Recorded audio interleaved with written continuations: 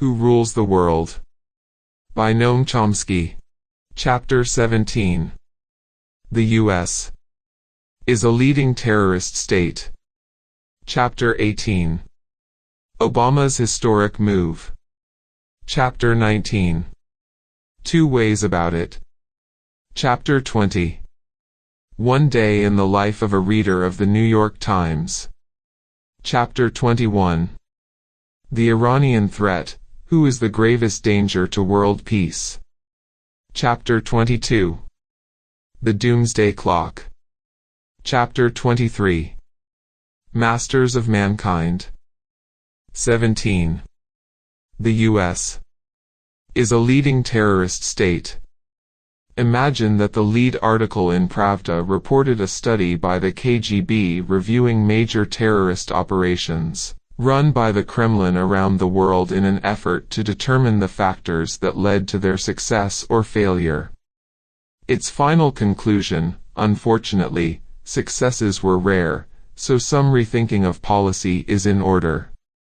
Suppose that the article went on to quote Vladimir Putin as saying that he had asked the KGB to carry out such inquiries in order to find cases of financing and supplying arms to an insurgency in a country that actually worked out well. And they couldn't come up with much. So he has some reluctance about continuing such efforts. If, almost unimaginably, such an article were to appear, cries of outrage and indignation would rise to the heavens, and Russia would be bitterly condemned. Or worse, not only for the vicious terrorist record it had openly acknowledged, but for the reaction among the leadership and the political class, no concern, except for how well Russian state terrorism works and whether the practices can be improved. It is indeed hard to imagine that such an article might appear, except for the fact that it recently did, almost. On October 14, 2014, the lead story in the New York Times reported a study by the CIA reviewing major terrorist operations run by the White House around the world in an effort to determine the factors that led to their success or failure, with the very conclusion mentioned above. The article went on to quote President Obama as saying that he had asked the CIA to carry out such an inquiry in order to find cases of financing and supplying arms to an insurgency in a country that actually worked out well. And they couldn't come up with much. So he did indeed have some reluctance about continuing such efforts. There were no cries of outrage, no indignation, nothing. The conclusion seems quite clear. In Western political culture, it is taken to be entirely natural and appropriate that the leader of the free world should be a terrorist rogue state, and should openly proclaim its eminence in such crimes. And it is only natural and appropriate that the Nobel Peace Prize laureate and liberal constitutional lawyer, who holds the reins of power, should be concerned only with how to carry out such actions more efficaciously. A closer look establishes these conclusions quite firmly. The article opens by citing U.S. operations, from Angola to Nicaragua to Cuba. Let us add a little of what is omitted, drawing from the groundbreaking studies of Cuba's role in the liberation of Africa by Piero Gleijeses, notably in his recent book Visions of Freedom. In Angola, the United States joined South Africa in providing the crucial support for Jonas Savimbi's terrorist UNITA army. It continued to do so even after Savimbi had been roundly defeated in a carefully monitored free election and South Africa had withdrawn support from this monster whose lust for power had brought appalling misery to his people, in the words of British Ambassador to Angola Marrak Golding, a statement seconded by the CIA station chief in neighboring Kinshasa. The CIA official warned that it wasn't a good idea to support the monster because of the extent of Savimbi's crimes. He was terribly brutal. Despite extensive and murderous US-backed terrorist operations in Angola, Cuban forces drove South African aggressors out of the country, compelled them to leave illegally occupied Namibia, and opened the way for the Angolan election in which, after his defeat, Savimbi dismissed entirely the views of nearly 800 foreign elections observers here that the balloting was generally free and fair, as the New York Times reported, and continued the terrorist war with U.S. support. Cuban achievements in the liberation of Africa and the ending of apartheid were hailed by Nelson Mandela when he was finally released from prison. Among his first acts was to declare that, during all my years in prison, Cuba was an inspiration and Fidel Castro a tower of strength. Cuban victories destroyed the myth of the invincibility of the white oppressor, and inspired the fighting masses of South Africa, a turning point for the liberation of our continent, and of my people, from the scourge of apartheid. What other country can point to a record of greater selflessness than Cuba has displayed in its relations to Africa? The terrorist commander Henry Kissinger, in contrast, was apoplectic over the insubordination of the pipsqueak Castro, whom he felt should be a smash ed, as William Leo Grande and Peter Kornblue reported in their book Back Channel to Cuba, relying on recently declassified documents. Turning to Nicaragua, we need not tarry on Ronald Reagan's terrorist war, which continued well after the International Court of Justice ordered Washington to cease its illegal use of force, that is, international terrorism, and pay substantial reparations, and after a resolution of the UN Security Council that called on all states, meaning the United States, to observe international law, vetoed by Washington. It should be acknowledged, however, that Reagan's terrorist war against Nicaragua, extended by George H. W. Bush, the statesman Bush, was not as destructive as the state terrorism he enthusiastically backed in El Salvador and Guatemala.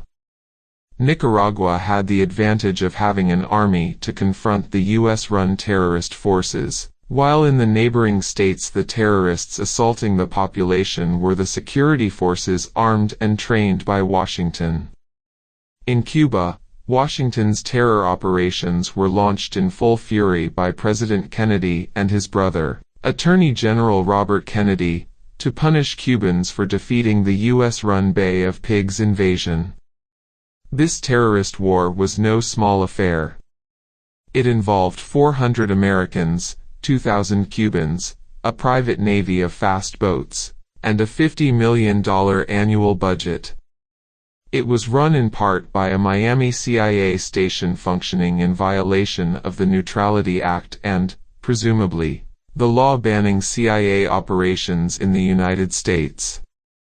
Operations included the bombing of hotels and industrial installations, the sinking of fishing boats, the poisoning of crops and livestock, the contamination of sugar exports, and so on.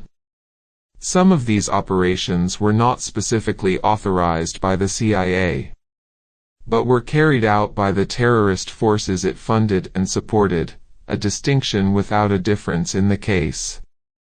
As has since been revealed, the terrorist war, Operation Mongoose, was a factor in Khrushchev's sending of missiles to Cuba and the missile crisis, which came ominously close to a terminal nuclear war. U.S. operations in Cuba were no trivial matter. Some attention has been paid to just one rather minor part of the terror war, the many attempts to assassinate Fidel Castro, generally dismissed as childish CIA shenanigans. Apart from that, none of what happened has elicited much interest or commentary. The first serious English-language inquiry into the impact of the terror war on Cubans was published in 2010 by Canadian researcher Keith Bollender, in his Voices from the Other Side, a valuable study that has largely been ignored.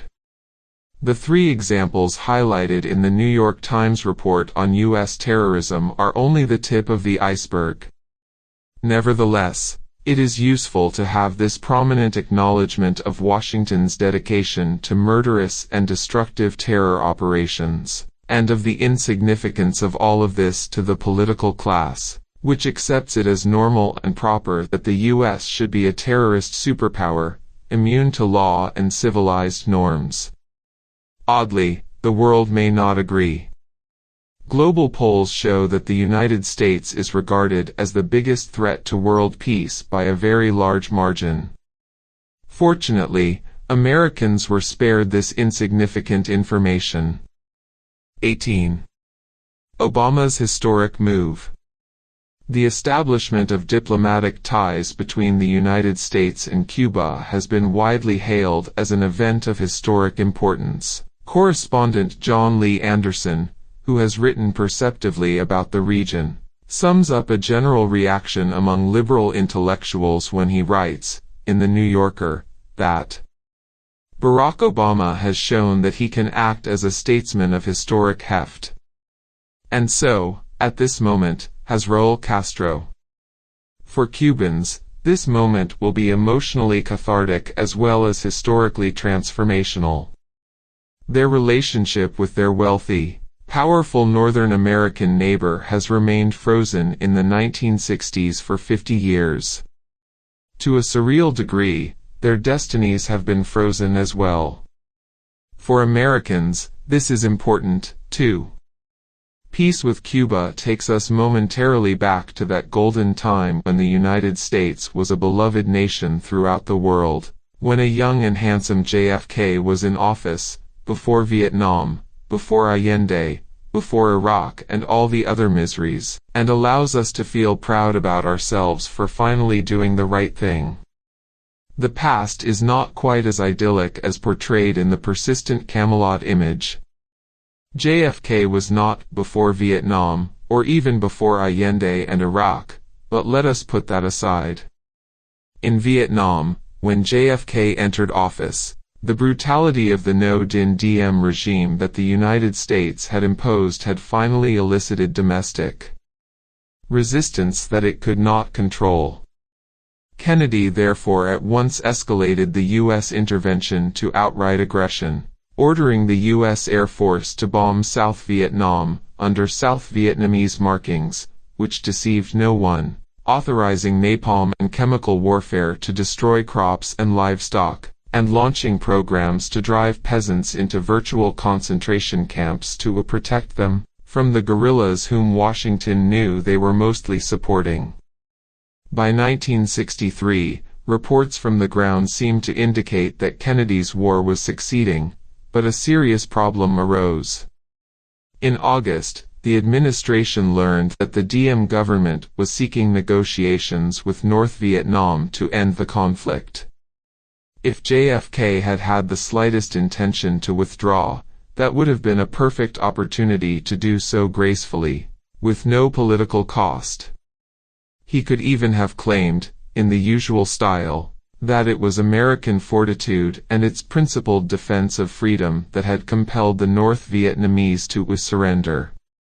Instead, Washington backed a military coup to install in power hawkish generals more attuned to JFK's actual commitments. President Diem and his brother were murdered in the process.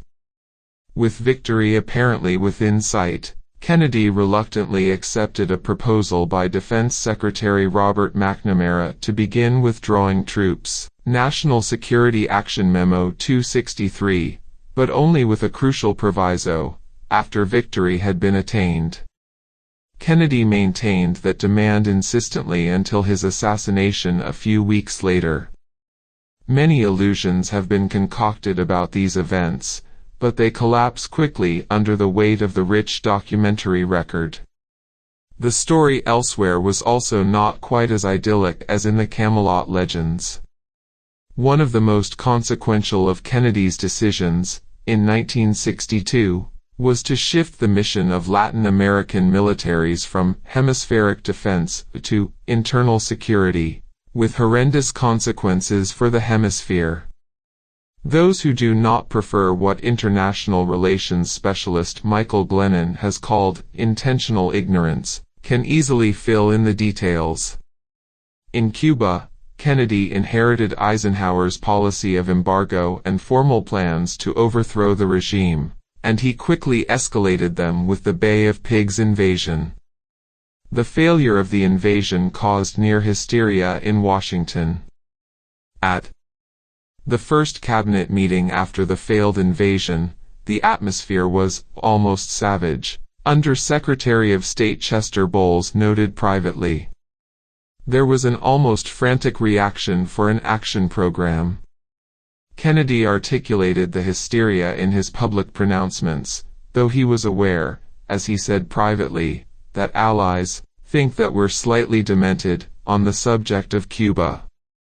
Not without reason. Kennedy's actions were true to his words.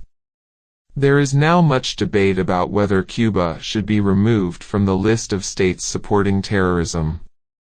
Such a question can only bring to mind the words of Tacitus that crime once exposed had no refuge but in audacity.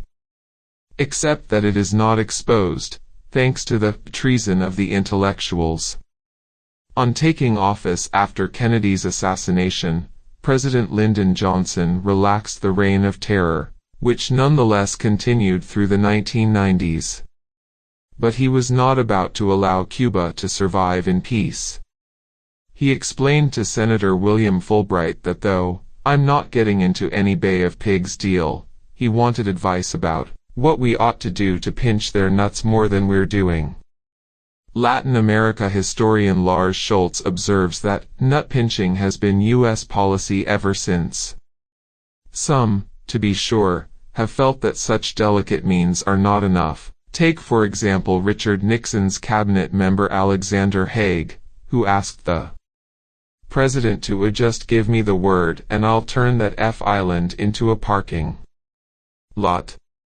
His eloquence captured vividly the long-standing frustration in Washington about that infernal little Cuban republic, Theodore Roosevelt's phrase as he ranted in fury over Cuban unwillingness to accept graciously the invasion of 1898 that would block their liberation from Spain and turn them into a virtual colony. Surely his courageous ride up San Juan Hill had been in a noble cause. Overlooked, commonly, is that African American battalions were largely responsible for conquering the hill. Historian Luis Perez writes that the intervention, hailed at home as a humanitarian act to liberate Cuba, achieved its actual objectives. A Cuban War of Liberation was transformed into a U.S. War of Conquest, the Spanish-American War, in imperial nomenclature, designed to obscure a Cuban victory. That was quickly aborted by the invasion. The outcome relieved American anxieties about what was anathema to all North American policymakers since Thomas Jefferson, Cuban independence. How things have changed in 2 centuries. There have been tentative efforts to improve relations in the past 50 years, reviewed in detail by William Leo Grande and Peter Kornblue in Back Channel to Cuba. Whether we should feel proud about ourselves for the steps that Obama has taken may be debated, but they are the right thing, even though the crushing embargo remains in place in defiance of the entire world, Israel excepted, and tourism is still barred. In his address to the nation announcing the new policy, the president made it clear that in other respects, too, the punishment of Cuba for refusing to bend to U.S. will and violence will continue, repeating pretexts that are too ludicrous for comment. Worthy of attention, however, are these words of the president. Proudly, the United States has supported democracy and human rights in Cuba through these 5 decades. We've done so primarily through policies that aim to isolate the island, preventing the most basic travel and commerce that Americans can enjoy anyplace else. And though this policy has been rooted in the best of intentions, no other nation joins us in imposing these sanctions, and it has had little effect beyond providing the Cuban government with a rationale for restrictions on its people. Today, I'm being honest with you. We can never erase the history between us. One has to admire the stunning audacity of this pronouncement, which again recalls the words of Tacitus. Obama is surely not unaware of the actual history, which includes not only the murderous terrorist war and scandalous economic embargo, but also the military occupation of southeastern Cuba, Guantanamo Bay, including the country's major port, despite requests by the government since independence to return what was stolen at gunpoint, a policy justified only by a fanatic commitment to block Cuba's economic development. By comparison, Putin's illegal takeover of Crimea looks almost benign. Dedication to revenge against the impudent Cubans who resist U.S. domination has been so extreme that it has even overruled the wishes of powerful segments of the business community for normalization, pharmaceuticals, agribusiness, energy. An unusual development in U.S. foreign policy. Washington's cruel and vindictive policies have virtually isolated the country in the hemisphere and elicited contempt and ridicule throughout the world.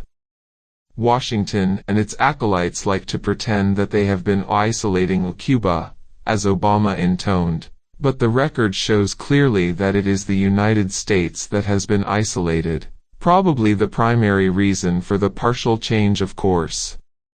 Domestic opinion no doubt is also a factor in Obama's historic move, though the public has been in favor of normalization for a long time. A CNN poll in 2014 showed that only a quarter of Americans now regard Cuba as a serious threat to the United States, as compared with over two-thirds 30 years earlier, when President Reagan was warning about the grave threat to our lives posed by the nutmeg capital of the world, Grenada, and by the Nicaraguan army, only 2 days' march from Texas. With those fears now having somewhat abated, perhaps we can slightly relax our vigilance. In the extensive commentary on Obama's decision, a leading theme has been that Washington's benign efforts to bring democracy and human rights to suffering Cubans, sullied only by childish CIA shenanigans, have been a failure. Our lofty goals were not achieved, so a reluctant change of course is finally in order. Were the policies a failure? That depends on what the goal was. The answer is quite clear in the documentary record. The Cuban threat was the familiar one that runs through Cold War history. It was spelled out clearly by the incoming Kennedy administration. The primary concern was that Cuba might be a virus that would spread contagion. As historian Thomas Patterson observes, Cuba, as symbol and reality, challenged U.S. hegemony in Latin America. The way to deal with a virus is to kill it and inoculate any potential victims. That sensible policy is just what Washington pursued, quite successfully. Cuba has survived, but without the ability to achieve its feared potential. And the region was inoculated with vicious military dictatorships, beginning with the Kennedy-inspired military coup that established a terror and torture regime in Brazil shortly after Kennedy's assassination. The generals had carried out a democratic rebellion, Ambassador Lincoln Gordon cabled home. The revolution was a great victory for free world, which prevented a total loss to west of all South American republics, and should create a greatly improved climate for private investments. This democratic revolution was the single most decisive victory of freedom in the mid-20th century, Gordon held, one of the major turning points in world history in this period, which removed what Washington saw as a Castro clone. Much the same was true of the Vietnam War, also considered a failure and a defeat. Vietnam itself was of no particular concern, but as the documentary record reveals, Washington was concerned that successful independent development there might spread contagion throughout the region. Vietnam was virtually destroyed, it would be a model for no one. and the region would be protected by installing murderous dictatorships, much as in Latin America in the same years. It is not unnatural that imperial policy should follow similar lines in different parts of the world. The Vietnam War is described as a failure, an American defeat. In reality, it was a partial victory. The United States did not achieve its maximal goal of turning Vietnam into the Philippines, but the major concerns were overcome, much as in the case of Cuba. Such outcomes therefore count as defeat, failure, terrible decisions. The imperial mentality is wondrous to behold. 19. Two ways about it. In the wake of the terrorist attack on Charlie Hebdo, which killed 12 people including the editor and 4 other cartoonists, and the murder of 4 Jews at a kosher supermarket shortly after, French Prime Minister Manuel Valls declared, "A war against terrorism, against jihadism, against radical Islam, against everything that is aimed at breaking fraternity, freedom, solidarity." Millions of people demonstrated in condemnation of the atrocities, amplified by a chorus of horror under the banner, "I am Charlie." There were eloquent pronouncements of outrage, captured well by the head of Israel's Labor Party, Isaac Herzog, who declared that, "Terrorism is terrorism. There's no two ways about it, and that all the nations that seek peace and freedom face an enormous challenge from brutal violence." The crimes also elicited a flood of commentary, inquiring into the roots of these shocking assaults in Islamic culture and exploring ways to counter the murderous wave of Islamic terrorism, without sacrificing our values. The New York Times described the assault as a clash of civilizations, but was corrected by Times columnist Anand Giridharadas, who tweeted that it was not and never a war of civilizations or between them, but a war for civilization against groups on the other side of that line. The scene in Paris was described vividly in the New York Times by veteran Europe correspondent Stephen Erlanger, "A day of sirens, helicopters in the air, frantic news bulletins, of police cordons and anxious crowds, of young children led away from schools to safety." It was a day, like the previous 2, of blood and horror in and around Paris. Erlanger also quoted a surviving journalist, who said, "Everything crashed. There was no way out. There was smoke everywhere. It was terrible. People were screaming. It was like a nightmare." Another reported a huge detonation, and everything went completely dark. The scene, Erlanger reported, was an increasingly familiar one of smashed glass, broken walls, twisted timbers, scorched paint and emotional devastation. The quotes in the previous paragraph, however, as independent journalist David Peterson reminds us, are not from January 2015. Rather, they are from a report Erlanger wrote on April 24, 1999, which received far less attention. Erlanger was reporting on the NATO missile attack on Serbian state television headquarters that knocked Radio Television of Serbia, RTS, off the air, killing 16 journalists. NATO and American officials defended the attack, Erlanger reported, as an effort to undermine the regime of President Slobodan Milosevic of Yugoslavia. Pentagon spokesman Kenneth Bacon told a briefing in Washington that, "Serb TV is as much a part of Milosevic's murder machine as his military is, hence a legitimate target of attack." At the time, there were no demonstrations or cries of outrage, no chants of, "We are RTS," no inquiries into the roots of the attack in Christian culture and history. On the contrary, the attack on the TV headquarters was lauded. The highly regarded diplomat Richard Holbrooke, then special envoy to Yugoslavia, described the successful attack on RTS as an enormously important and, I think, positive development.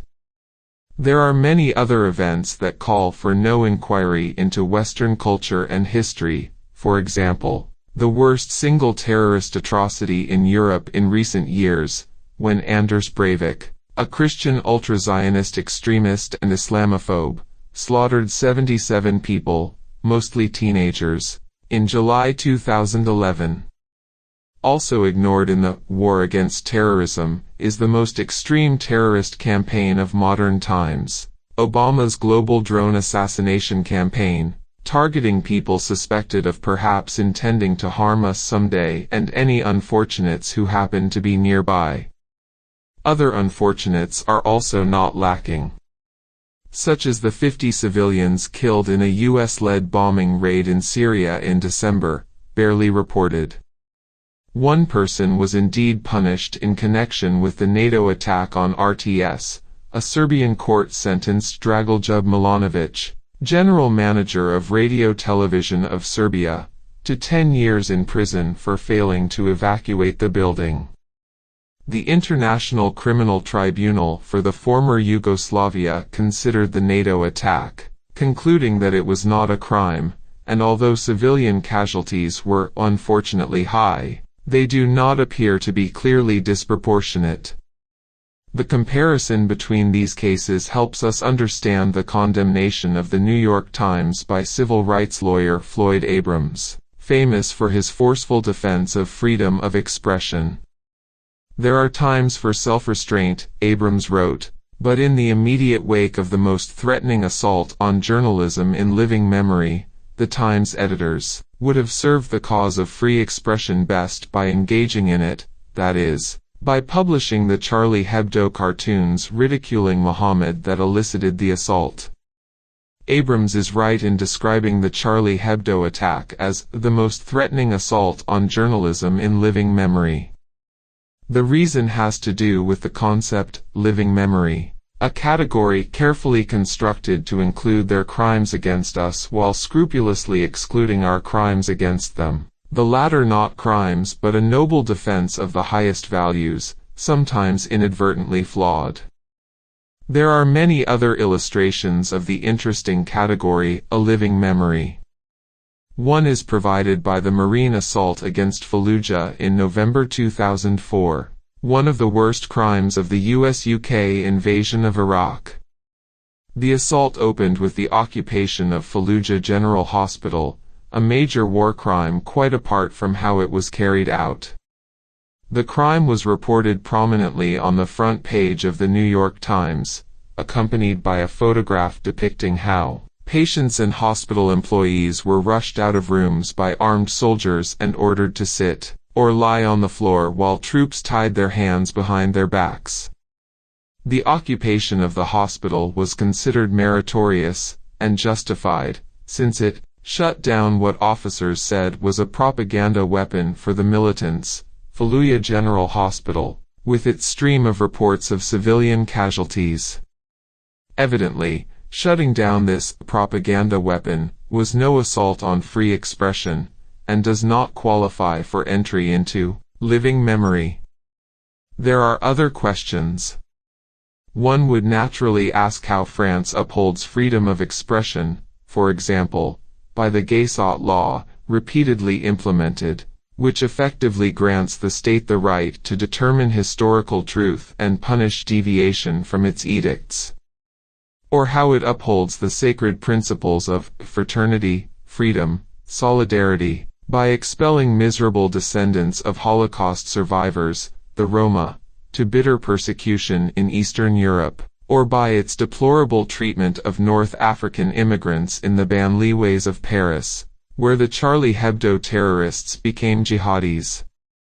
Anyone with eyes open will quickly notice other rather striking omissions from living memory. Ignored, for instance, is the assassination of 3 journalists in Latin America in December 2014, bringing the number for the year to 31. There have been dozens of journalists murdered in Honduras alone, since the military coup of 2009 that was effectively authorized by the United States, Probably according post-coup Honduras the per capita championship when it comes to the murder of journalists. But again, this was not an assault on freedom of the press within living memory. These few examples illustrate a very general principle observed with impressive dedication and consistency. The more we can blame some crimes on enemies, the greater the outrage, the greater our responsibility for crimes, and hence the more we can do to end them, the less the concern, tending to oblivion. Contrary to the eloquent pronouncements, it is not the case that terrorism is terrorism. There's no two ways about it. There definitely are two ways about it, theirs versus ours. And not just when it comes to terrorism. 20. One day in the life of a reader of the New York Times. The New York Times can plausibly be regarded as the world's leading newspaper. It is an indispensable source of news and commentary, but there is a lot more that one can learn by reading it carefully and critically. Let us keep to a single day, April 6, 2015, though almost any other day would have provided similar insights into prevailing ideology and intellectual culture. A front-page article is devoted to a flawed story about a campus rape in Rolling Stone magazine, exposed in the Columbia Journalism Review. So severe is this departure from journalistic integrity that it is also the subject of the lead story in the business section, with a full inside page devoted to the continuation of the two reports. The shocked reports refer to several past crimes of the press, a few cases of fabrication, quickly exposed, and cases of plagiarism, too numerous to list. The specific crime of Rolling Stone is lack of skepticism, which is, in many ways, the most insidious of the three categories. It is refreshing to see the commitment of the Times to the integrity of journalism. On page 7 of the same issue, there is an important story by Thomas Fuller headlined, "One Woman's Mission to Free Laos from Millions of Unexploded Bombs."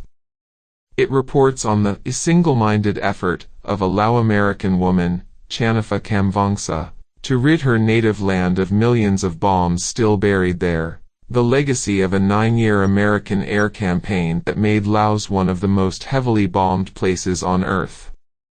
The story notes that as a result of Ms. Kamvangsa's lobbying, the United States increased its annual spending on the removal of unexploded bombs by a munificent $12 million.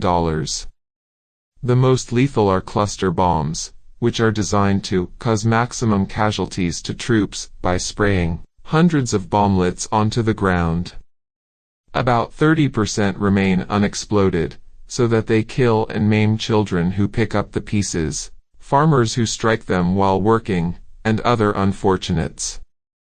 An accompanying map features Xiang Kuang province in northern Laos, better known as the Plain of Jars, the primary target of the intensive bombing, which reached its peak of fury in 1969.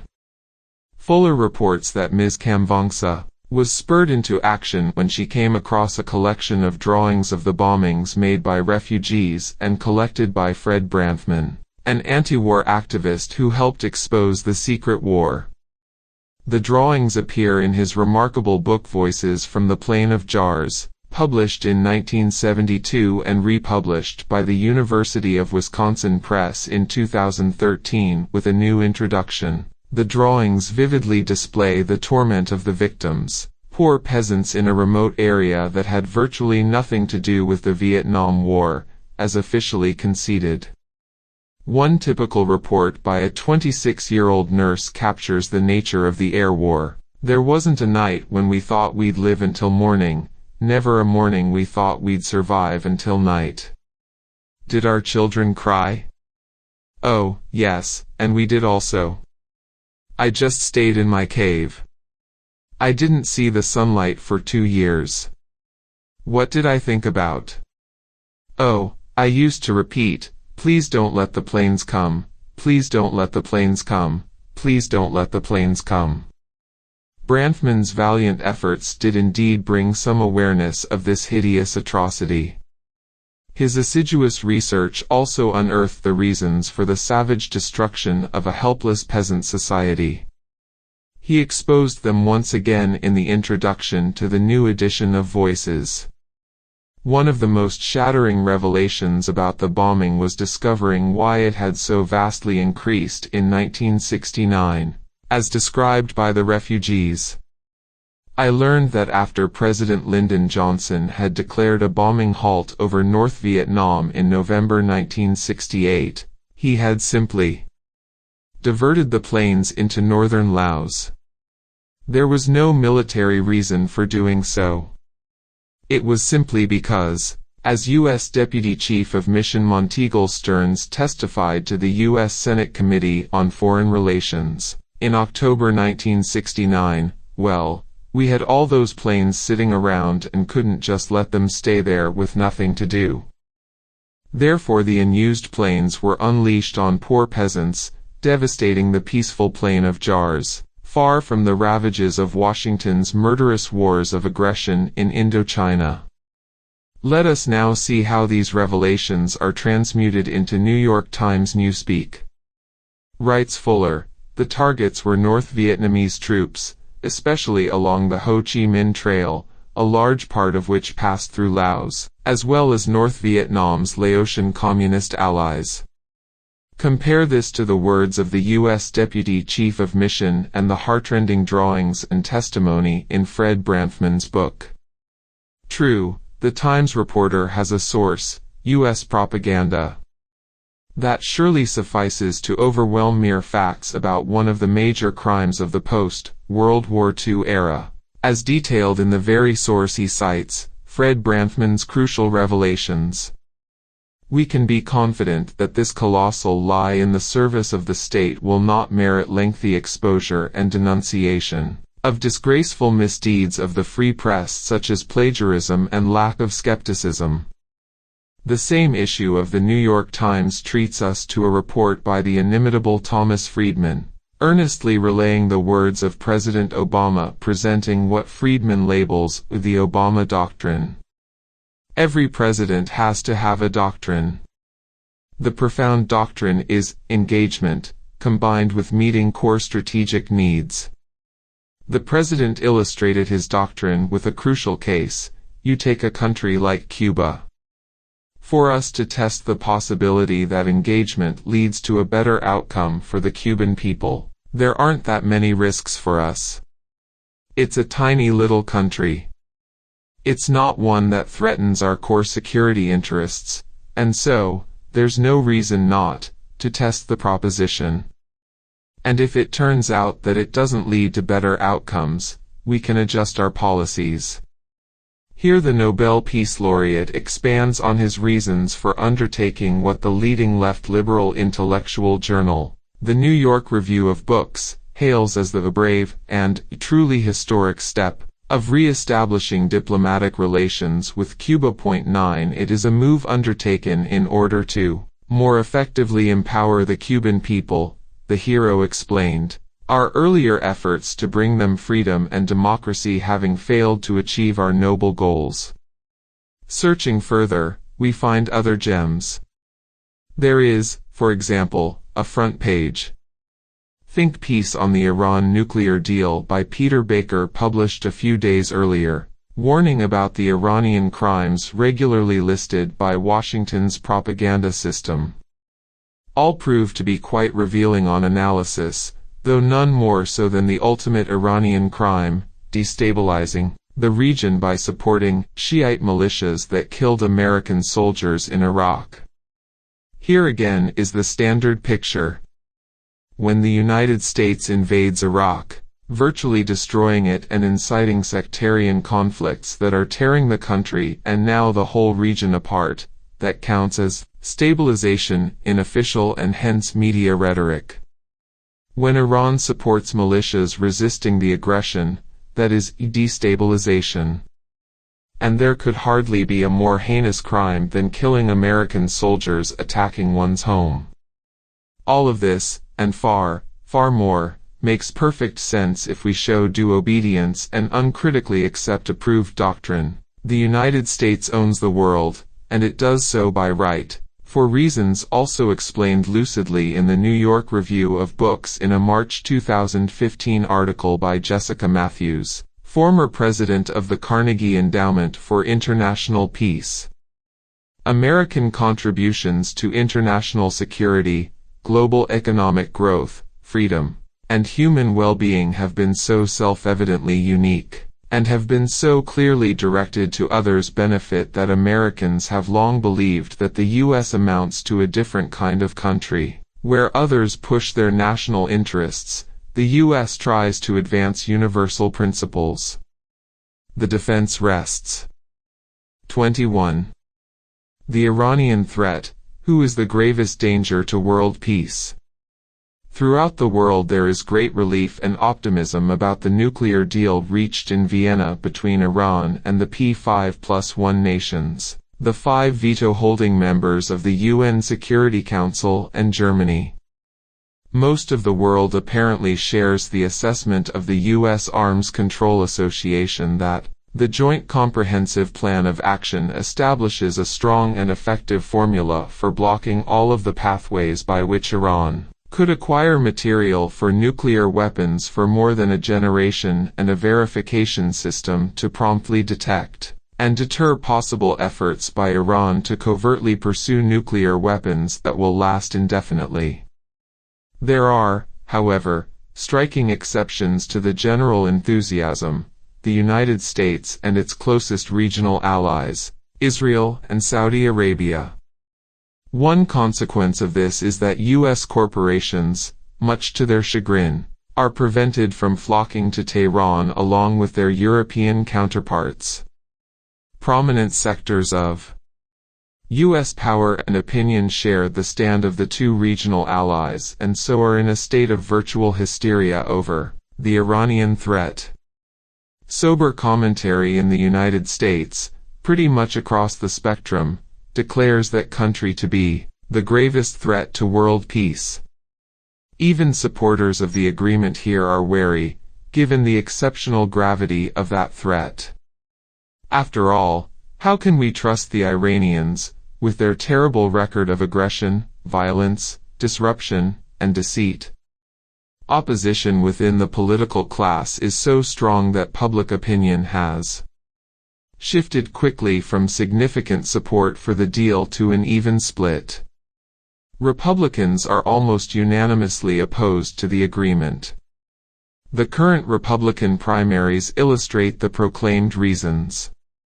Senator Ted Cruz, considered one of the intellectuals among the crowded field of presidential candidates, warns that Iran may still be able to produce nuclear weapons and could someday use one to set off an electromagnetic pulse that would take down the electrical grid of the entire eastern seaboard of the United States, killing tens of millions of Americans. Two other candidates, former Florida Governor Jeb Bush and Wisconsin Governor Scott Walker, battled over whether to bomb Iran immediately after being elected or after the first cabinet meeting. The one candidate with some foreign policy experience, Lindsey Graham, describes the deal as a death sentence for the State of Israel, which will certainly come as a surprise to Israeli intelligence and strategic analysts, and which Graham knows to be utter nonsense, raising immediate questions about his actual motives for saying so. It is important to bear in mind that the Republicans long ago abandoned the pretense of functioning as a normal parliamentary party. They have, as respected conservative political commentator Norman Ornstein of the right-wing American Enterprise Institute observed, become a radical insurgency that scarcely seeks to participate in normal congressional politics. Since the days of President Ronald Reagan, the party leadership has plunged so far into the pockets of the very rich and the corporate sector that they can attract votes only by mobilizing parts of the population that have not previously been an organized political force. Among them are extremist evangelical Christians, now probably a majority of Republican voters, remnants of the former slaveholding states, nativists who are terrified that they are taking our white, Christian, Anglo-Saxon country away from us, and others who turn the Republican primaries into spectacles remote from the mainstream of modern society, though not from the mainstream of the most powerful country in world history. The departure from global standards, however, goes far beyond the bounds of the Republican radical insurgency. Across the spectrum there is general agreement with the pragmatic conclusion of General Martin Dempsey, chairman of the Joint Chiefs of Staff, that the Vienna deal does not prevent the United States from striking Iranian facilities if officials decide that it is cheating on the agreement, even though a unilateral military strike is far less likely. If Iran behaves. 7 Former Clinton and Obama Middle East negotiator Dennis Ross typically recommends that Iran must have no doubts that if we see it moving towards a weapon, that would trigger the use of force, even after the termination of the deal, when Iran is free to do what it wants. In fact, the existence of a termination point 15 years hence is, he adds, the greatest single problem with the agreement. He also suggests that the United States provide Israel with B-52 bombers and bunker-busting bombs to protect itself before that terrifying date arrives. The greatest threat. Opponents of the nuclear deal charge that it does not go far enough. Some supporters agree, holding that, if the Vienna deal is to mean anything, the whole of the Middle East must rid itself of weapons of mass destruction. The author of those words, Iran's Minister of Foreign Affairs Javad Zarif, added that Iran, in its national capacity and as current chairman of the non-aligned movement, the governments of the large majority of the world's population, is prepared to work with the international community to achieve these goals, knowing full well that, along the way, it will probably run into many hurdles raised by the skeptics of peace and diplomacy. Iran has signed a historic nuclear deal, he continues, and now it is the turn of Israel, the holdout. Israel, of course, is one of the 3 nuclear powers, along with India and Pakistan, whose nuclear weapons programs have been abetted by the United States and who refused to sign the Non-Proliferation Treaty, NPT. Zarif was referring to the regular 5-year NPT review conference, which ended in failure in April when the United States, joined this time by Canada and Great Britain, once again blocked efforts to move toward a zone free of weapons of mass destruction in the Middle East. These efforts have been led by Egypt and other Arab states for 20 years. 2 of the leading figures promoting them at the NPT and other UN agencies, and at the Pugwash conferences, Jayantha Dhanapala and Sergio Duarte, observed that the successful adoption in 1995 of the Resolution on the Establishment of a Zone Free of Weapons of Mass Destruction, WMD, in the Middle East was the main element of a package that permitted the indefinite extension of the NPT. The NPT, in turn, is the most important arms control treaty of all. If it were adhered to, it could end the scourge of nuclear weapons. Repeatedly, implementation of the resolution has been blocked by the United States, most recently by President Obama in 2010 and again in 2015. Dhanapala and Duarte comment that the effort was again blocked, on behalf of a state that is not a party to the NPT, and is widely believed to be the only one in the region possessing nuclear weapons, a polite and understated reference to Israel. This failure, they hope, will not be the coup de grace to the 2 long-standing NPT objectives of accelerated progress on nuclear disarmament and establishing a Middle Eastern WMD-free zone. Their article, in the Journal of the Arms Control Association, is entitled, "Is There a Future for the NPT? A Nuclear Weapons, free zone in the Middle East is a straightforward way to address whatever threat Iran allegedly poses, but a great deal more is at stake in Washington's continuing sabotage of the effort in order to protect its Israeli client. This is not the only case when opportunities to end the alleged Iranian threat have been undermined by Washington, raising further questions about just what is actually at stake. In considering this matter, it is instructive to examine both the unspoken assumptions and the questions that are rarely asked. Let us consider a few of these assumptions, beginning with the most serious, that Iran is the gravest threat to world peace. In the United States, it is a virtual cliché among high officials and commentators that Iran wins that grim prize. There is also a world outside the United States, and although its views are not reported in the mainstream here, perhaps they are of some interest. According to the leading Western polling agencies, Win/Gallup International, the prize for greatest threat is won by the United States, which the world regards as the gravest threat to world peace by a large margin. In second place, far below, is Pakistan, its ranking probably inflated by the Indian vote. Iran is ranked below those two, along with China, Israel, North Korea, and Afghanistan.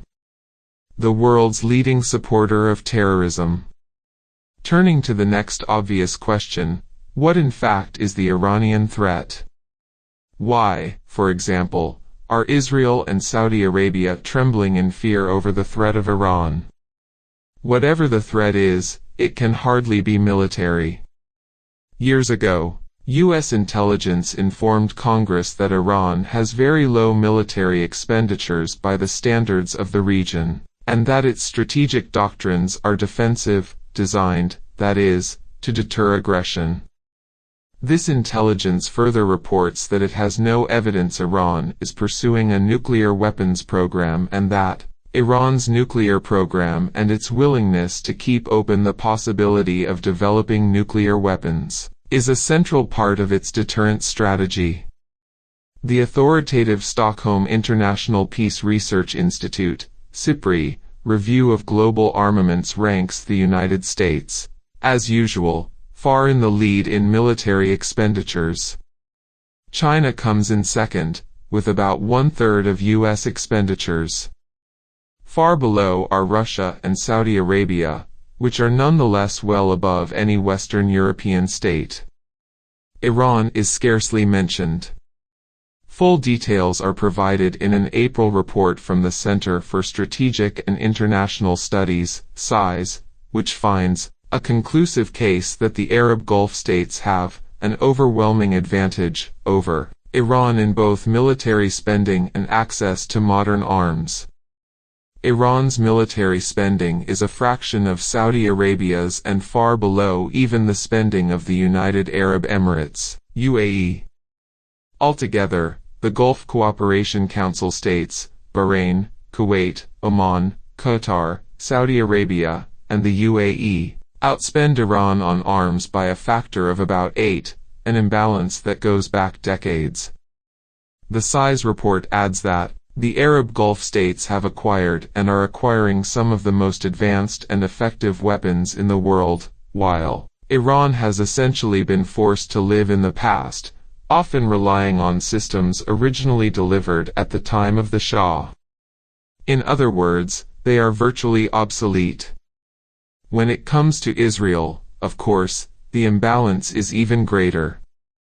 Possessing the most advanced U.S. weaponry and a virtual offshore military base for the global superpower, it also has a huge stock of nuclear weapons. To be sure, Israel faces the existential threat of Iranian pronouncements. Supreme Leader Khamenei and former President Mahmoud Ahmadinejad famously threatened it with destruction. Except that they didn't, and if they had, it would have been of little moment. They predicted that, under God's grace, the Zionist regime will be wiped off the map. According to another translation, Ahmadinejad says Israel must vanish from the page of time, citing a statement by the Ayatollah Khomeini during the period when Israel and Iran were tacitly allied. In other words, they hope that regime change will someday take place. Even that falls far short of the direct calls in both Washington and Tel Aviv for regime change in Iran, not to speak of the actions taken to implement regime change. These, of course, go back to the actual regime change of 1953, when the United States and Britain organized a military coup to overthrow Iran's parliamentary government and install the dictatorship of the Shah, who proceeded to amass one of the world's worst human rights records.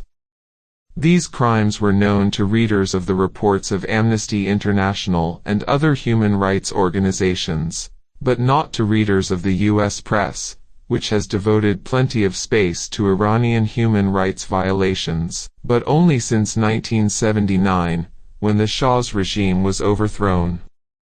The instructive facts are documented carefully in a study by Mansour Farhang and William Dorman. None of this is a departure from the norm. The United States, as is well known, holds the world championship title in regime change, and Israel is no laggard either. The most destructive of its invasions of Lebanon, in 1982, was explicitly aimed at regime change as well as at securing its hold on the occupied territories. The pretexts offered were thin and collapsed at once. That too is not unusual and pretty much independent of the nature of the society, from the laments in the Declaration of Independence about the merciless Indian savages, to Hitler's defense of Germany from the wild terror of the Poles. No serious analyst believes that Iran would ever use, or even threaten to use, a nuclear weapon if it had one, and thereby face instant destruction. There is, however, real concern that a nuclear weapon might fall into jihadi hands, not from Iran, where the threat is minuscule, but from U.S. ally Pakistan, where it is very real. In the Journal of the British Royal Institute of International Affairs, Chatham House, two leading Pakistani nuclear scientists, Pervez Hoodbhoy and Zia Mian, write that increasing fears of militants seizing nuclear weapons or materials and unleashing nuclear terrorism have led to the creation of a dedicated force of over 20,000 troops to guard nuclear facilities. There is no reason to assume, however, that this force would be immune to the problems associated with the units guarding regular military facilities, which have frequently suffered attacks with insider help. In brief, the problem is real, but is displaced to Iran thanks to fantasies concocted for other reasons. Other concerns about the Iranian threat include its role as the world's leading supporter of terrorism, which primarily refers to its support for Hezbollah and Hamas. Both of those movements emerged in resistance to U.S.-backed Israeli violence and aggression, which vastly exceeds anything attributed to these organizations. Whatever one thinks about them, or other beneficiaries of Iranian support, Iran hardly ranks high in support of terror worldwide, even within the Muslim world. Among Islamic states, Saudi Arabia is far in the lead as a sponsor of Islamic terror, not only through direct funding by wealthy Saudis and others in the Gulf, but even more by the missionary zeal with which the Saudis promulgate their extremist Wahhabi Salafi version of Islam through Quranic schools, mosques, clerics, and other means available to a religious dictatorship with enormous oil wealth. ISIS is an extremist offshoot of Saudi religious extremism and its fanning of jihadi flames. In generation of Islamic terror, however, nothing can compare with the U.S. war on terror, which has helped to spread the plague from a small tribal area in the Afghanistan-Pakistan borderlands to a vast region from West Africa to Southeast Asia. The invasion of Iraq alone escalated terror attacks by a factor of 7 in the first year, well beyond even what had been predicted by intelligence agencies. 22 Drone warfare against marginalized and oppressed tribal societies also elicits demands for revenge, as ample evidence indicates. Those two Iranian clients, Hezbollah and Hamas, also share the crime of winning the popular vote in the only free elections in the Arab world. Hezbollah is guilty of the even more heinous crime of compelling Israel to withdraw from its occupation of southern Lebanon, in violation of Security Council orders dating back decades, an illegal regime of terror punctuated with episodes of extreme violence, murder, and destruction. Fueling instability. Another concern, voiced at the United Nations by U.S. Ambassador Samantha Power, is the instability that Iran fuels beyond its nuclear program. The United States will continue to scrutinize this misbehavior, she declared. In that, she echoed the assurance offered by Defense Secretary Ashton Carter while standing on Israel's northern border that, "We will continue to help Israel counter Iran's malign influence in supporting Hezbollah," and that the United States reserves the right to use military force against Iran as it deems appropriate.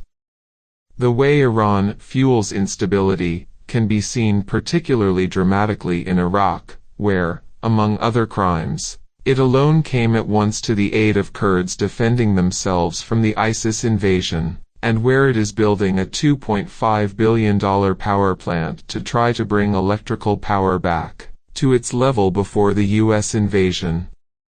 Ambassador Power's usage is standard when the United States invades a country, resulting in hundreds of thousands killed and millions of refugees, along with barbarous torture and destruction that Iraqis compare to the Mongol invasions, leaving Iraq the unhappiest country in the world according to Win/Gallup polls, meanwhile igniting sectarian conflict that is tearing the region to shreds and laying the basis for the ISIS monstrosity, along with our Saudi ally, that is destabilization.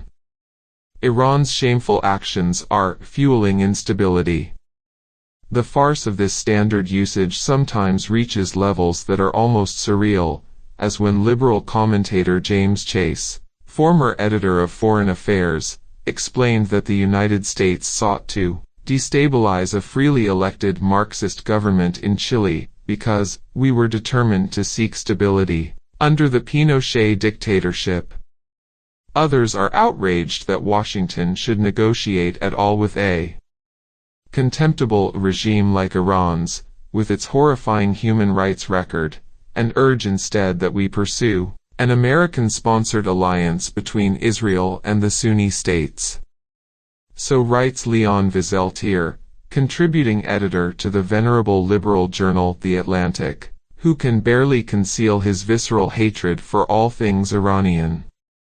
With a straight face, this respected liberal intellectual recommends that Saudi Arabia, which makes Iran look like a virtual paradise, and Israel, with its vicious crimes in Gaza and elsewhere, should ally to teach that country good behavior. Perhaps the recommendation is not entirely unreasonable when we consider the human rights records of the regimes the United States has imposed and supported throughout the world. Though the Iranian government is no doubt a threat to its own people, it regrettably breaks no records in this regard, and does not descend to the level of favored U.S. allies. That, however, cannot be the concern of Washington, and surely not Tel Aviv or Riyadh. It might also be useful to recall, as surely Iranians do, that not a day has passed since 1953 when the United States was not harming Iranians.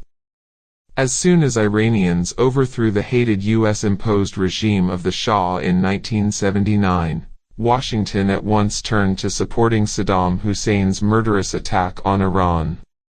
President Reagan went so far as to deny Saddam's major crime, his chemical warfare assault on Iraq's Kurdish population, which he blamed on Iran instead. When Saddam was tried for crimes under U.S. auspices, that horrendous crime, as well as others in which the United States was complicit, was carefully excluded from the charges, which were restricted to one of his minor crimes, the murder of 148 Shiites in 1982, a footnote to his gruesome record. After the Iran-Iraq War ended, the United States continued to support Saddam Hussein, Iran's primary enemy. President George H.W. Bush even invited Iraqi nuclear engineers to the United States for advanced training in weapons production, an extremely serious threat to Iran. Sanctions against Iran were intensified, including against foreign firms dealing with it, and actions were initiated to bar it from the international financial system. In recent years, the hostility has extended to sabotage, the murder of nuclear scientists, presumably by Israel, and cyberwar, openly proclaimed with pride. The Pentagon regards cyberwar as an act of war, justifying a military response, as does NATO, which affirmed in September 2014 that cyberattacks may trigger the collective defense obligations of the NATO powers, when we are the target, that is, not the perpetrators. The prime rogue state. It is only fair to add that there have been breaks in this pattern. President George W. Bush provided several significant gifts to Iran by destroying its major enemies, Saddam Hussein and the Taliban. He even placed Iran's Iraqi enemy under its influence after the U.S. defeat, which was so severe that Washington had to abandon its officially declared goals of establishing permanent military bases, enduring camps, and ensuring that U.S. corporations would have privileged access to Iraq's vast oil resources. Do Iranian leaders intend to develop nuclear weapons today? We can decide for ourselves how credible their denials are, but that they had such intentions in the past is beyond question, since it was asserted openly on the highest authority, which informed foreign journalists that Iran would develop nuclear weapons, certainly, and sooner than one thinks. The father of Iran's nuclear energy program and former head of Iran's Atomic Energy Organization was confident that the leadership's plan was to build a nuclear bomb. The CIA also reported that it had no doubt Iran would develop nuclear weapons if neighboring countries did, as they have. All of this was under the Shah, the highest authority, just quoted, that is, during the period when high U.S. officials, Cheney, Rumsfeld, Kissinger, and others, were urging the Shah to proceed with nuclear programs and pressuring universities to accommodate these efforts. As part of these efforts, my own university, MIT, made a deal with the Shah to admit Iranian students to the nuclear engineering program in return for grants from the Shah, over the very strong objections of the student body, but with comparably strong faculty support, in a meeting that older faculty will doubtless remember well. Asked later why he supported such programs under the Shah but opposed them more recently, Kissinger responded honestly that Iran was an ally then. Putting aside absurdities, what is the real threat of Iran that inspires such fear and fury? A natural place to turn for an answer is, again, U.S. intelligence. Recall its analysis that Iran poses no military threat, that its strategic doctrines are defensive, and that its nuclear programs, with no effort to produce bombs, as far as intelligence can determine, are a central part of its deterrent strategy. Who, then, would be concerned by an Iranian deterrent? The answer is plain. The rogue states that rampage in the region and do not want to tolerate any impediment to their reliance on aggression and violence.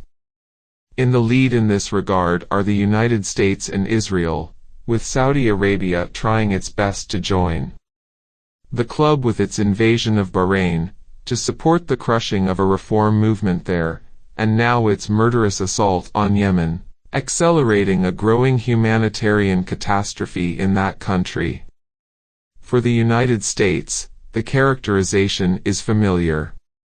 15 years ago, the prominent political analyst Samuel Huntington warned in the establishment journal Foreign Affairs that, for much of the world, the United States was becoming the rogue superpower, the single greatest external threat to their societies.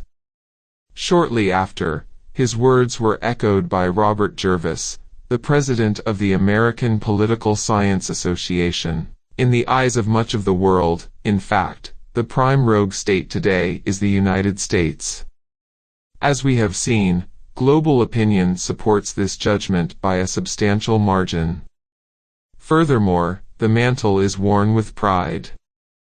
That is the clear meaning of the insistence of the leadership and the political class, that the United States reserves the right to resort to force if it determines, unilaterally, that Iran is violating some commitment. This policy is of long standing for liberal Democrats, and by no means restricted to Iran. The Clinton Doctrine affirmed that the United States is entitled to resort to the unilateral use of military power, even to ensure uninhibited access to key markets, energy supplies, and strategic resources, let alone alleged security or humanitarian concerns. Adherence to various versions of this doctrine has been well confirmed in practice, as need hardly be discussed among people willing to look at the facts of current history. These are among the critical matters that should be the focus of attention in analyzing the nuclear deal at Vienna. 22. The Doomsday Clock. In January 2015, the Bulletin of the Atomic Scientists advanced its famous doomsday clock to 3 minutes before midnight, a threat level that had not been reached for 30 years. The Bulletin's statement explaining this advance toward catastrophe invoked the two major threats to survival, nuclear weapons and unchecked climate change. The call condemned world leaders, who have failed to act with the speed or on the scale required to protect citizens from potential catastrophe, endangering every person on Earth, by failing to perform their most important duty, ensuring and preserving the health and vitality of human civilization. Since then, there has been good reason to consider moving the hands even closer to doomsday. As the year ended, world leaders met in Paris to address the severe problem of unchecked climate change. Hardly a day passes without new evidence of how severe the crisis is. To pick almost at random, shortly before the opening of the Paris conference, NASA's Jet Propulsion Lab released a study that both surprised and alarmed scientists who have been studying Arctic ice. The study showed that a huge Greenland glacier, Scarparia Istrum, broke loose from a glaciologically stable position in 2012 and entered a phase of accelerated retreat, an unexpected and ominous development. The glacier holds enough water to raise global sea level by more than 18 inches, 46 centimeters, if it were to melt completely. And now it's on a crash diet, losing 5 billion tons of mass every year. All that ice is crumbling into the North Atlantic Ocean. Yet there was little expectation that world leaders in Paris would act with the speed or on the scale required to protect citizens from potential catastrophe. And even if by some miracle they had, it would have been of limited value, for reasons that should be deeply disturbing. When the agreement was approved in Paris, French Foreign Minister Laurent Fabius, who hosted the talks, announced that it is legally binding. That may be the hope, but there are more than a few obstacles that are worthy of careful attention. In all of the extensive media coverage of the Paris conference, perhaps the most important sentences are these, buried near the end of a long New York Times analysis. Traditionally, negotiators have sought to forge a legally binding treaty that needed ratification by the governments of the participating countries to have force. There is no way to get that in this case, because of the United States. A treaty would be dead on arrival on Capitol Hill without the required two-thirds majority vote in the Republican-controlled Senate. So the voluntary plans are taking the place of mandatory, top-down targets. And voluntary plans are a guarantee of failure.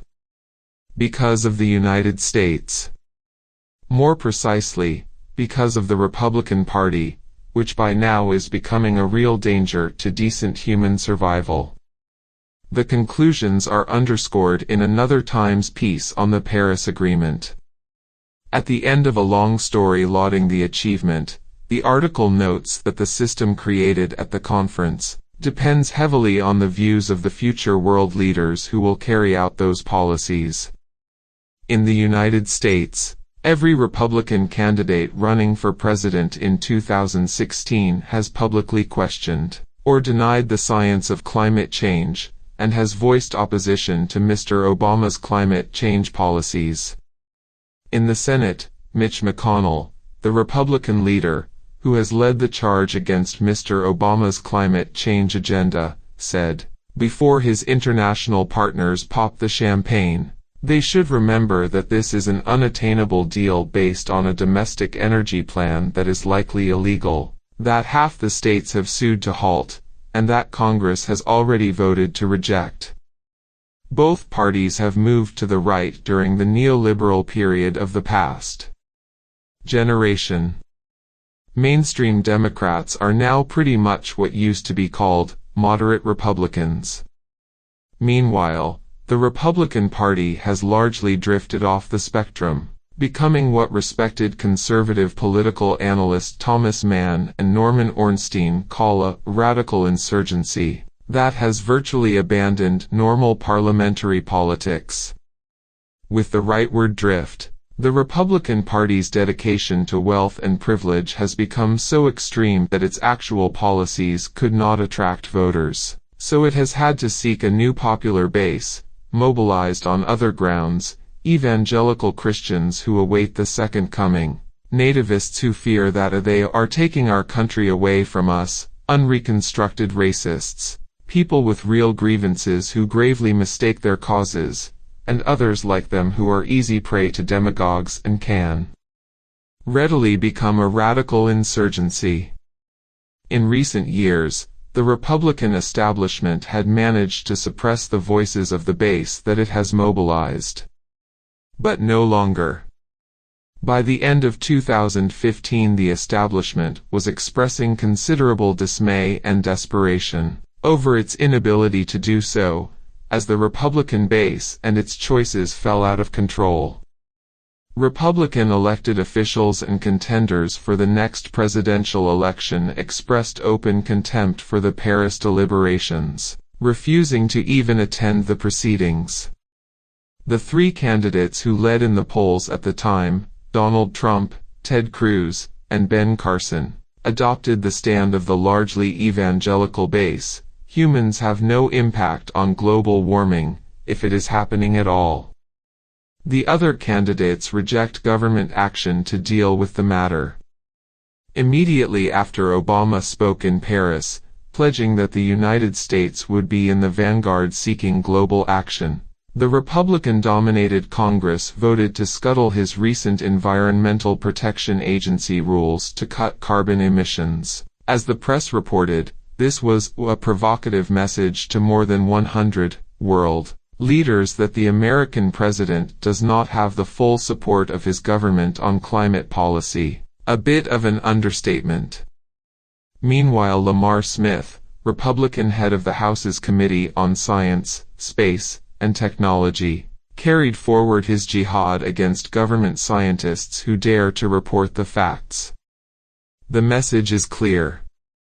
American citizens face an enormous responsibility right at home. A companion story in the New York Times reports that two-thirds of Americans support the United States joining a binding international agreement to curb growth of greenhouse gas emissions, and by a 5-3 margin, Americans regard the climate as more important than the economy. But it doesn't matter. Public opinion is dismissed. That fact, once again, sends a strong message to Americans. It is their task to cure the dysfunctional political system, in which popular opinion is a marginal factor. The disparity between public opinion and policy, in this case, has significant implications for the fate of the world. We should, of course, have no illusions about a past golden age. Nevertheless, the developments just reviewed constitute significant changes. The undermining of functioning democracy is one of the contributions of the neoliberal assault on the world's population in the past generation. And this is not happening just in the US. In Europe the impact may be even worse. Let us turn to the other, and traditional, concern of the atomic scientists who adjust the doomsday clock: nuclear weapons. The current threat of nuclear war amply justifies their January 2015 decision to advance the clock 2 minutes toward midnight. What has happened since reveals the growing threat even more clearly, a matter that elicits insufficient concern, in my opinion. The last time the doomsday clock reached 3 minutes before midnight was in 1983.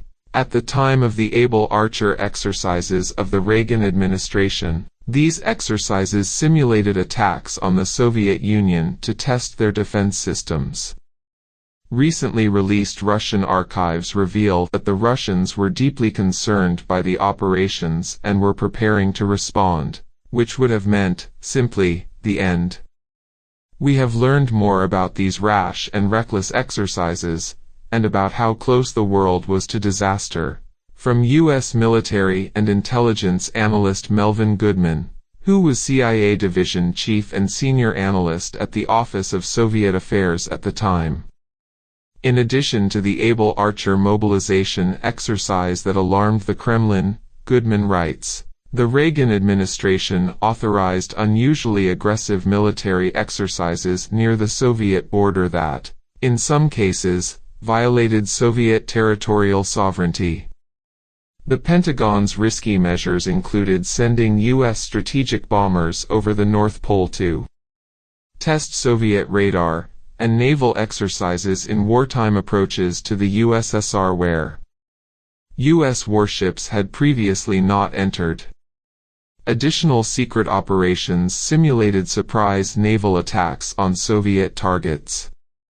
We now know that the world was saved from likely nuclear destruction in those frightening days by the decision of a Russian officer, Stanislav Petrov, not to transmit to higher authorities the report of automated detection systems that the USSR was under missile attack.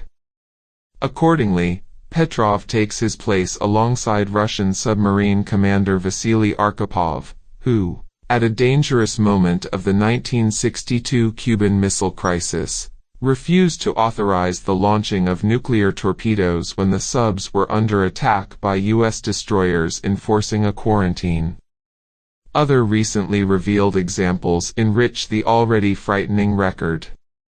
Nuclear security expert Bruce Blair reports that the closest the U.S. came to an inadvertent strategic launch decision by the president happened in 1979, when a NORAD early warning training tape depicting a full-scale Soviet strategic strike inadvertently coursed through the actual early warning network. National Security Advisor Zbigniew Brzezinski was called twice in the night and told the U.S. was under attack, and he was just picking up the phone to persuade President Carter that a full-scale response needed to be authorized right away, when a third call told him it was a false alarm. This newly revealed example brings to mind a critical incident of 1995, when the trajectory of a U.S. Norwegian rocket carrying scientific equipment resembled the path of a nuclear missile. This elicited Russian concerns that quickly reached President Boris Yeltsin, who had to decide whether to launch a nuclear strike. Blair adds other examples from his own experience. In one case, at the time of the 1967 Middle East War, a carrier nuclear aircraft crew was sent an actual attack order instead of an exercise/training nuclear order. A few years later, in the early 1970s, the Strategic Air Command, in Omaha, retransmitted an exercise launch order as an actual real-world launch order. In both cases code checks had failed, human intervention prevented the launch. But you get the drift here, Blair adds. It just wasn't that rare for these kinds of snafus to occur. Blair made these comments in reaction to a report by Airman John Borden that has only recently been cleared by the U.S. Air Force. Borden was serving on the U.S. military base in Okinawa in October 1962, at the time of the Cuban Missile Crisis and a moment of serious tensions in Asia as well. The U.S. nuclear alert system had been raised to DEFCON 2, one level below DEFCON 1, when nuclear missiles can be launched immediately. At the peak of the crisis, on October 28, a missile crew received authorization to launch its nuclear missiles, in error. They decided not to, averting likely nuclear war and joining Petrov and Arkhipov in the pantheon of men who decided to disobey protocol, and thereby save the world. As Blair observed, such incidents are not uncommon. One recent expert study found dozens of false alarms every year during the period reviewed, 1977 to 1983. The study concluded that the range is 43 to 255 per year. The author of the study, Seth Baum, summarizes with appropriate words, "Nuclear war is the black swan we can never see, except in that brief moment when it is killing us. We delay eliminating the risk at our own peril. Now is the time to address the threat, because now we are still alive." These reports, like those of Eric Schlosser's extensive review command and control, keep mostly to U.S. systems. The Russian ones are doubtless much more error-prone. That is not to mention the extreme danger posed by the systems of others, notably Pakistan. Sometimes the threat has not been accident, but adventurism, as in the case of Able Archer. The most extreme case was the Cuban Missile Crisis in 1962, when the threat of disaster was all too real. The way it was handled is shocking, so is the manner in which it is commonly interpreted, as we have seen. With this grim record in mind, it is useful to look at strategic debates and planning. One chilling case is the Clinton-era 1995 Stratcom study, Essentials of Post-Cold War Deterrence. The study calls for retaining the right of first strike, even against non-nuclear states. It explains that nuclear weapons are constantly used, in the sense that they cast a shadow over any crisis or conflict. It also urges a national persona of irrationality and vindictiveness to intimidate the world. Current doctrine is explored in the lead article in the journal International Security, one of the most authoritative in the domain of strategic doctrine. The authors explain that the United States is committed to strategic primacy, that is, insulation from retaliatory strike. This is the logic behind Obama's new triad, strengthening submarine and land-based missiles and the bomber force, along with missile defense to counter a retaliatory strike. The concern raised by the authors is that the U.S. demand for strategic primacy might induce China to react by abandoning its no first use policy and by expanding its limited deterrent. The authors think that they will not, but the prospect remains uncertain. Clearly the doctrine enhances the dangers in a tense and conflicted region. The same is true of NATO expansion to the east in violation of verbal promises made to Mikhail Gorbachev, when the USSR was collapsing and he agreed to allow a unified Germany to become part of NATO. Quite a remarkable concession when one thinks about the history of the century. Expansion to East Germany took place at once. In the following years, NATO expanded to Russia's borders. There are now substantial threats even to incorporate Ukraine, in Russia's geostrategic heartland. One can imagine how the United States would react if the Warsaw Pact were still alive. Most of Latin America had joined, and now Mexico and Canada were applying for membership.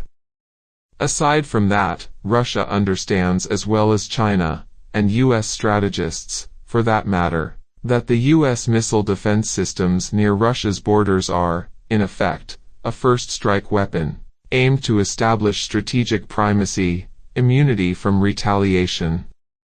Perhaps their mission is utterly unfeasible, as some specialists argue. But the targets can never be confident of that. And Russia's militant reactions are quite naturally interpreted by NATO as a threat to the West. One prominent British Ukraine scholar poses what he calls a fateful geographical paradox, that NATO exists to manage the risks created by its existence. The threats are very real right now. Fortunately, the shooting down of a Russian plane by a Turkish F-16 in November 2015 did not lead to an international incident, but it might have, particularly given the circumstances. The plane was on a bombing mission in Syria. It passed for a mere 17 seconds through a fringe of Turkish territory that protrudes into Syria, and evidently was heading for Syria, where it crashed. Shooting it down appears to have been a needlessly reckless and provocative act, and an act with consequences. In reaction, Russia announced that its bombers will henceforth be accompanied by jet fighters and that it is deploying sophisticated anti-aircraft missile systems in Syria. Russia also ordered its missile cruiser Moskva, with its long-range air defense system, to move closer to shore, so that it may be ready to destroy any aerial target posing a potential danger to our aircraft, Defense Minister Sergei Shoigu announced. All of this sets the stage for confrontations that could be lethal. Tensions are also constant at NATO-Russian borders, including military maneuvers on both sides. Shortly after the doomsday clock was moved ominously close to midnight, the national press reported that U.S. military combat vehicles paraded Wednesday through an Estonian city that juts into Russia, a symbolic act that highlighted the stakes for both sides amid the worst tensions between the West and Russia since the Cold War. Shortly before, a Russian warplane came within seconds of colliding with a Danish civilian airliner. Both sides are practicing rapid mobilization and redeployment of forces to the Russia-NATO border, and both believe a war is no longer unthinkable. If that is so, both sides are beyond insanity, since a war might well destroy everything. It has been recognized for decades that a first strike by a major power might destroy the attacker, even without retaliation, simply from the effects of nuclear winter. But that is today's world. And not just today's, that is what we have been living with for 70 years. The reasoning throughout is remarkable. As we have seen, security for the population is typically not a leading concern of policymakers. That has been true from the earliest days of the nuclear age, when in the centers of policy formation there were no efforts, apparently not even expressed thoughts, to eliminate the one serious potential threat to the United States, as might have been possible. And so matters continue to the present, in ways just briefly sampled. That is the world we have been living in, and live in today.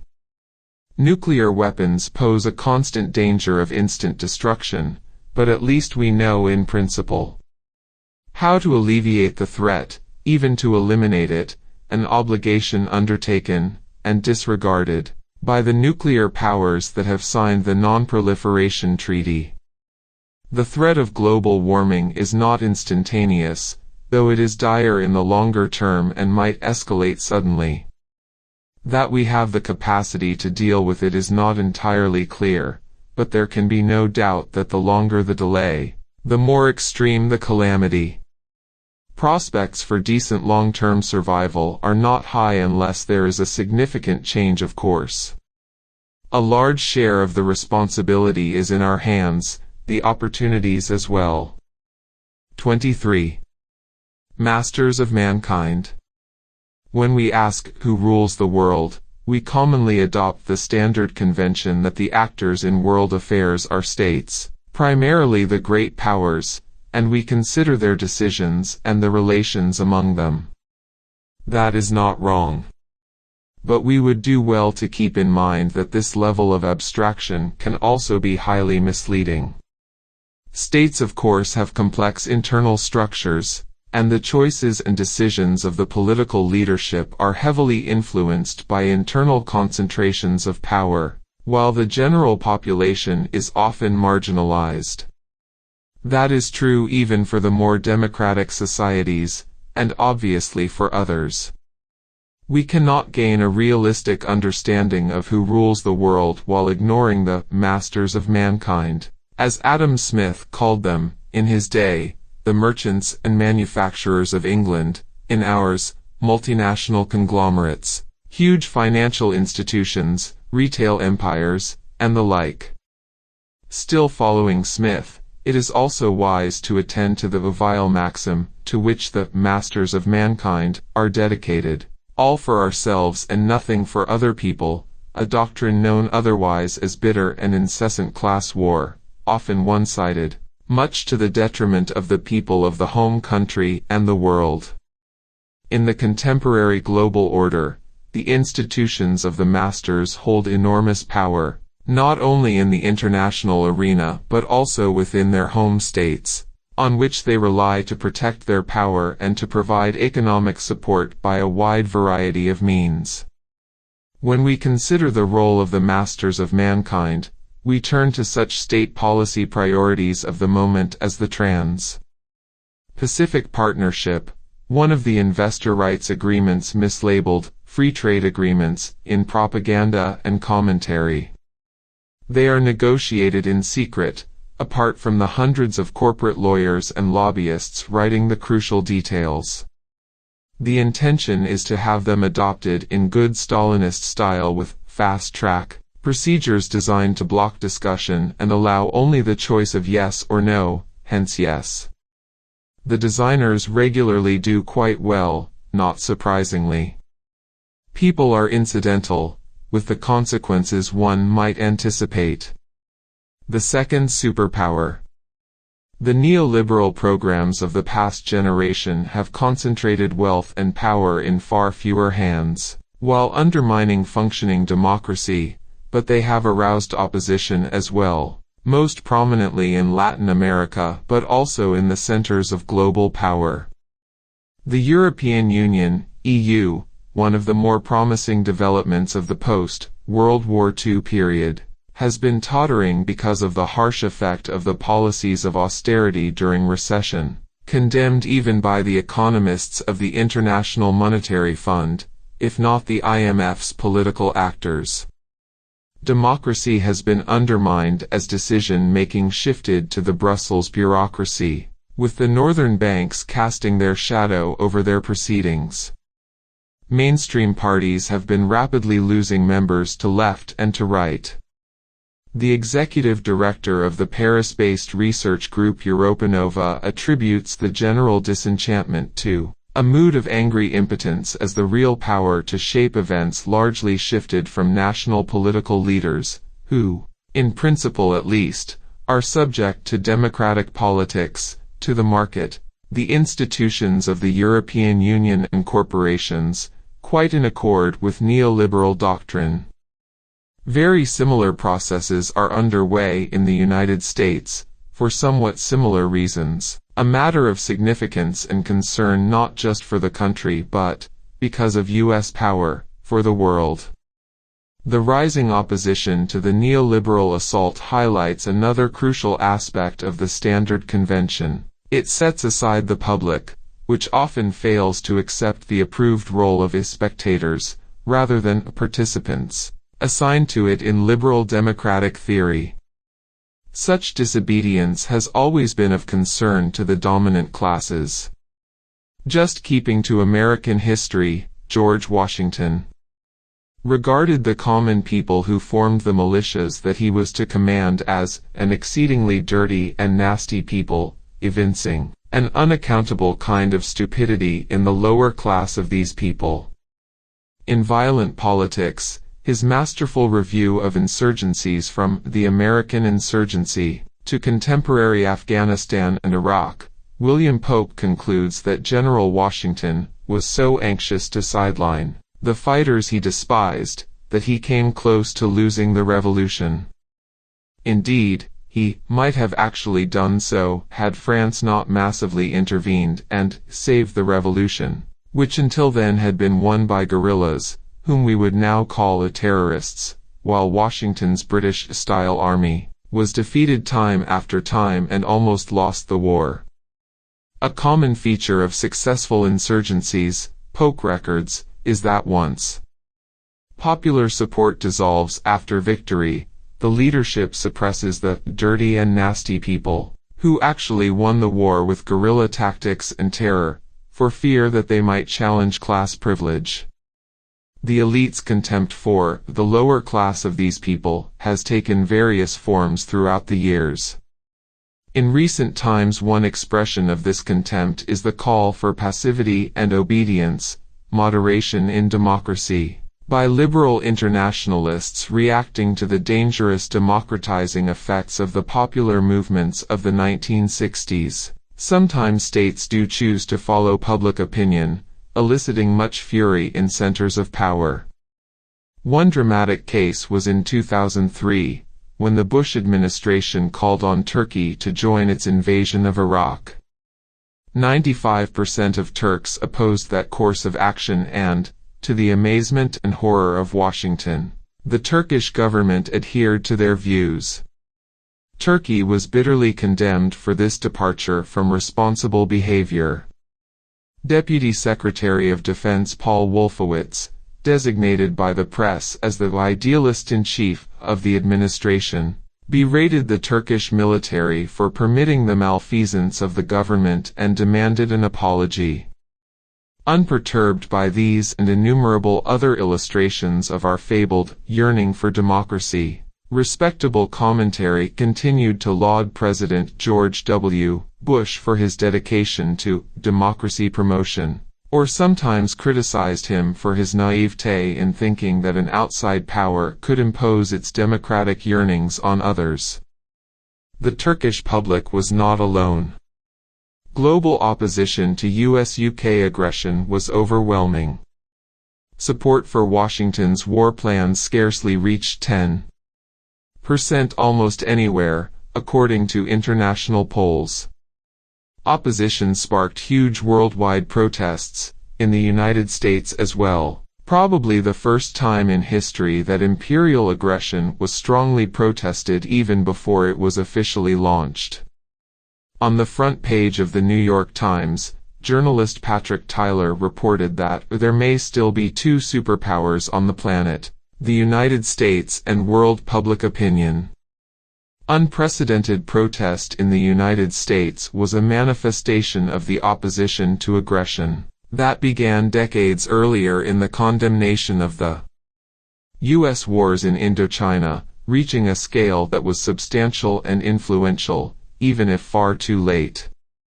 By 1967, when the anti-war movement was becoming a significant force, military historian and Vietnam specialist Bernard Fall warned that Vietnam as a cultural and historic entity is threatened with extinction, as the countryside literally dies under the blows of the largest military machine ever unleashed on an area of this size. But the anti-war movement did become a force that could not be ignored. Nor could it be ignored when Ronald Reagan came into office determined to launch an assault on Central America. His administration mimicked closely the steps John F. Kennedy had taken 20 years earlier in launching the war against South Vietnam, but had to back off because of the kind of vigorous public protest that had been lacking in the early 1960s. The assault was awful enough. The victims have yet to recover. But what happened to South Vietnam and later all of Indochina, where the second superpower imposed its impediments only much later in the conflict, was incomparably worse. It is often argued that the enormous public opposition to the invasion of Iraq had no effect. That seems incorrect to me. Again, the invasion was horrifying enough, and its aftermath is utterly grotesque. Nevertheless, it could have been far worse. Vice President Dick Cheney, Secretary of Defense Donald Rumsfeld, and the rest of Bush's top officials could never even contemplate the sort of measures that President Kennedy and President Lyndon Johnson adopted 40 years earlier largely without protest. Western power under pressure. There is far more to say, of course, about the factors in determining state policy that are put to the side when we adopt the standard convention that states are the actors in international affairs. But with such non-trivial caveats as these, let us nevertheless adopt the convention, at least as a first approximation to reality.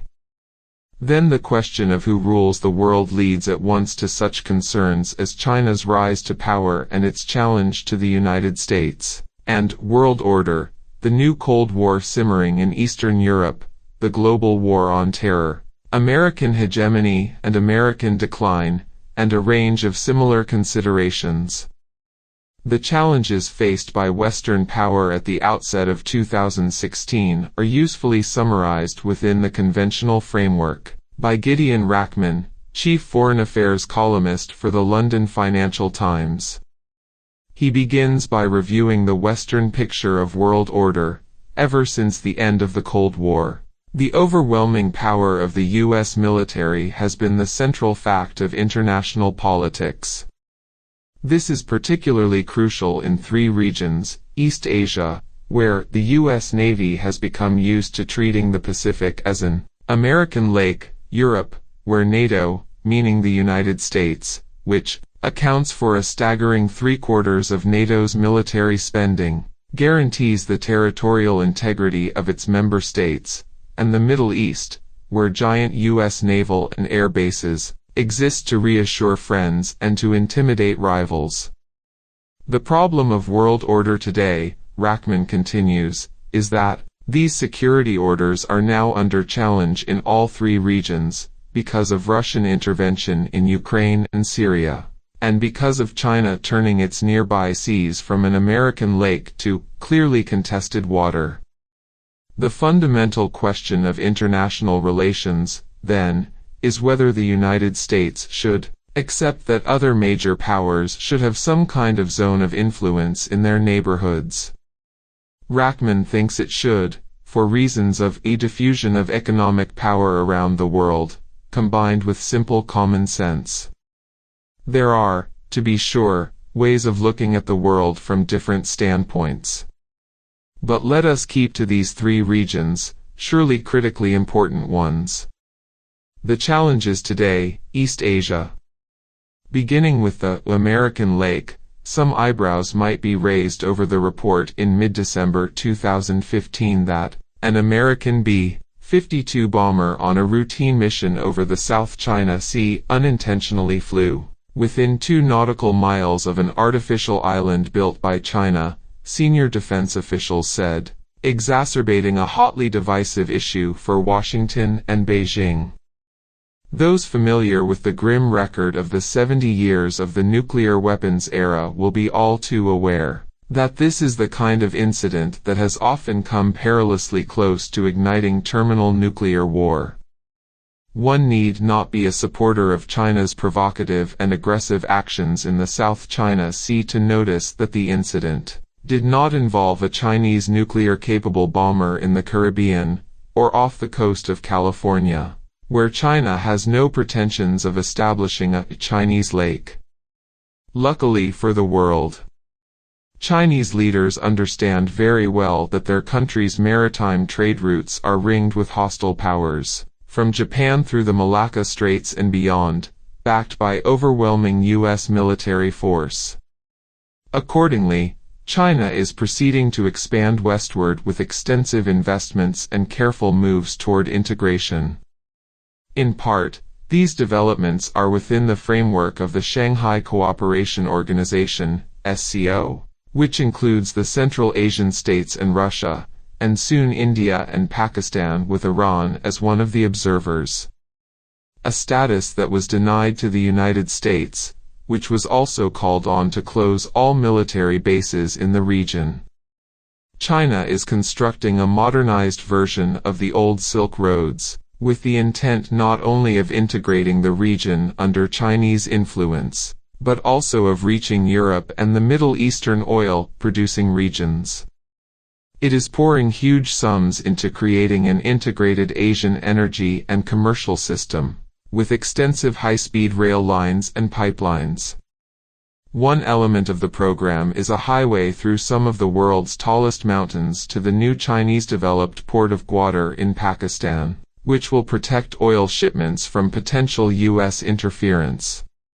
The program may also, China and Pakistan hope, spur industrial development in Pakistan, which the United States has not undertaken despite massive military aid, and might also provide an incentive for Pakistan to clamp down on domestic terrorism, a serious issue for China in western Xinjiang province. Gwadar will be part of China's string of pearls, bases being constructed in the Indian Ocean for commercial purposes but potentially also for military use, with the expectation that China might someday be able to project power as far as the Persian Gulf for the first time in the modern era. All of these moves remain immune to Washington's overwhelming military power, short of annihilation by nuclear war, which would destroy the United States as well. In 2015, China also established the Asian Infrastructure Investment Bank, AIIB, with itself as the main shareholder. 56 nations participated in the opening in Beijing in June, including U.S. allies Australia, Britain, and others which joined in defiance of Washington's wishes. The United States and Japan were absent. Some analysts believe that the new bank might turn out to be a competitor to the Bretton Woods institutions, the IMF and the World Bank, in which the United States holds veto power. There are also some expectations that the SCO might eventually become a counterpart to NATO. The challenges today, Eastern Europe. Turning to the second region, Eastern Europe, there is a crisis brewing at the NATO-Russian border. It is no small matter. In his illuminating and judicious scholarly study of the region, Richard Sakwa writes, all too plausibly, that the Russo-Georgian War of August 2008 was in effect the first of the wars to stop NATO enlargement. The Ukraine crisis of 2014 is the second. It is not clear whether humanity would survive a third. The West sees NATO enlargement as benign.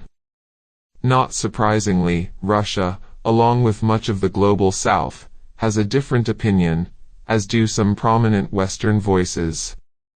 George Kennan warned early on that NATO enlargement is a tragic mistake, and he was joined by senior American statesmen in an open letter to the White House describing it as a policy error of historic proportions.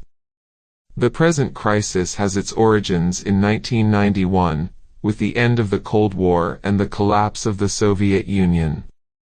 There were then two contrasting visions of a new security system and political economy in Eurasia.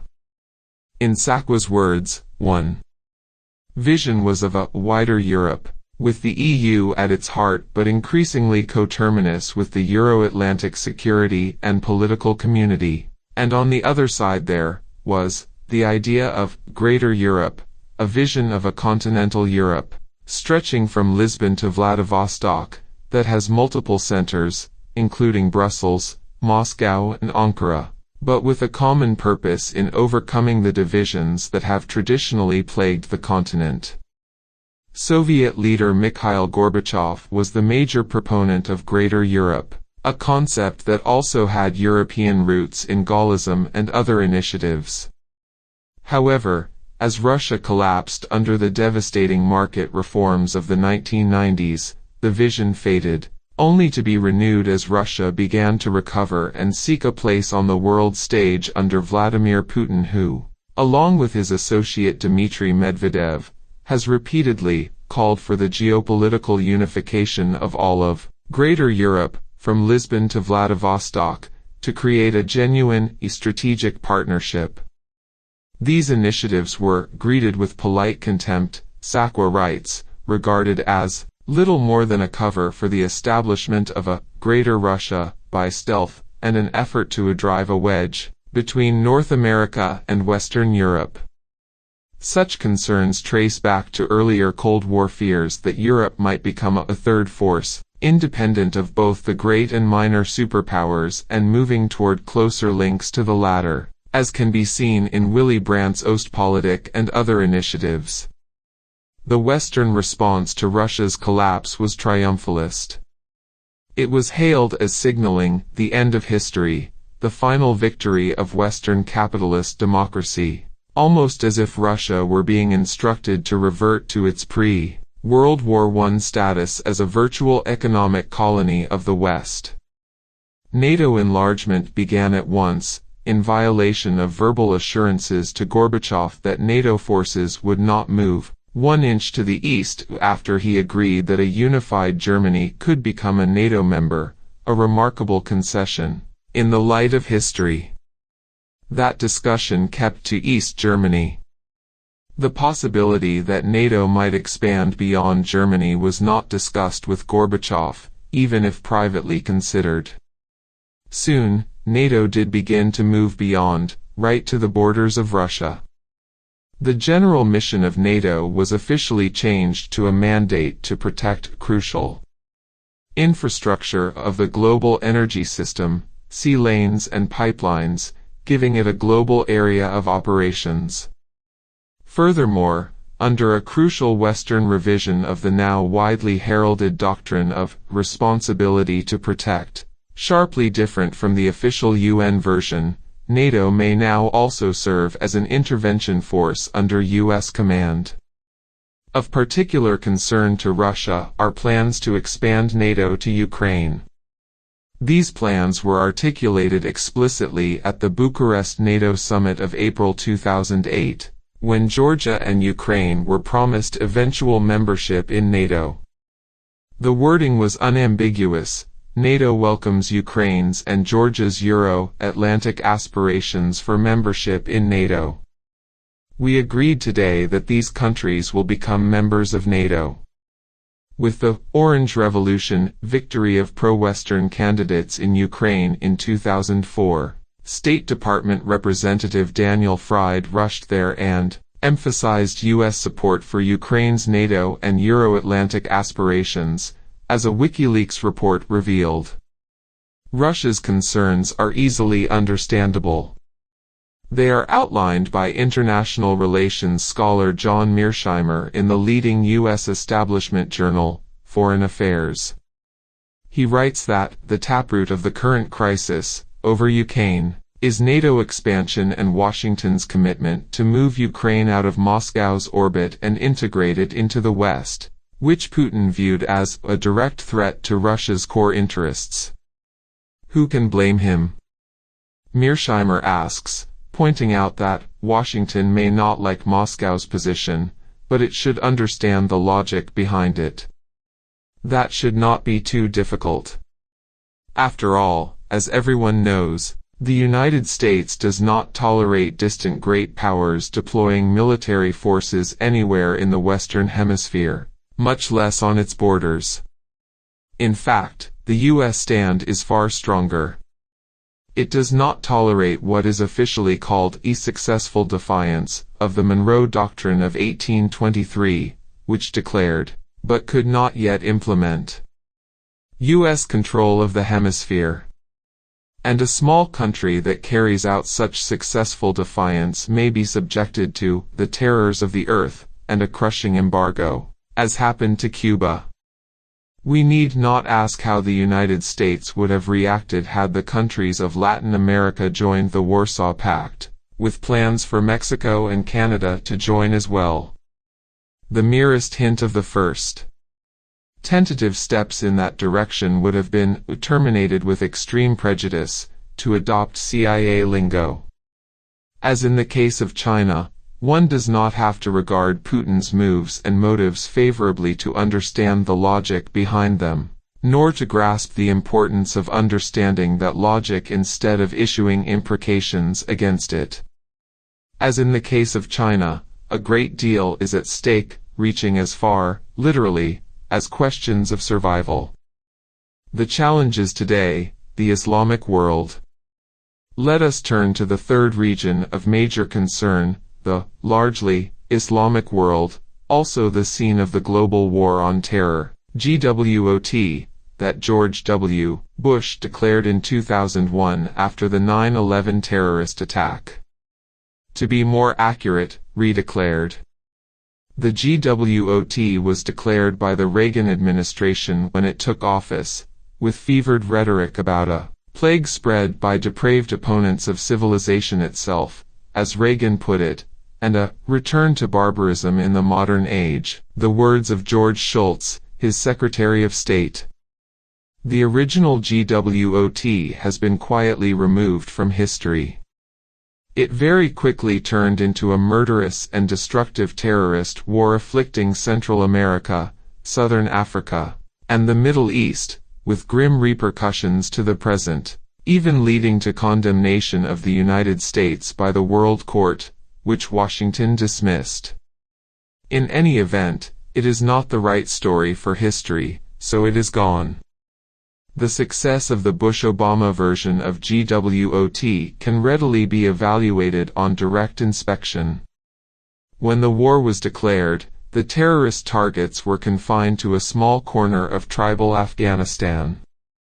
They were protected by Afghans, who mostly disliked or despised them, under the tribal code of hospitality, which baffled Americans when poor peasants refused to turn over Osama bin Laden for the, to them, astronomical sum of $25 million.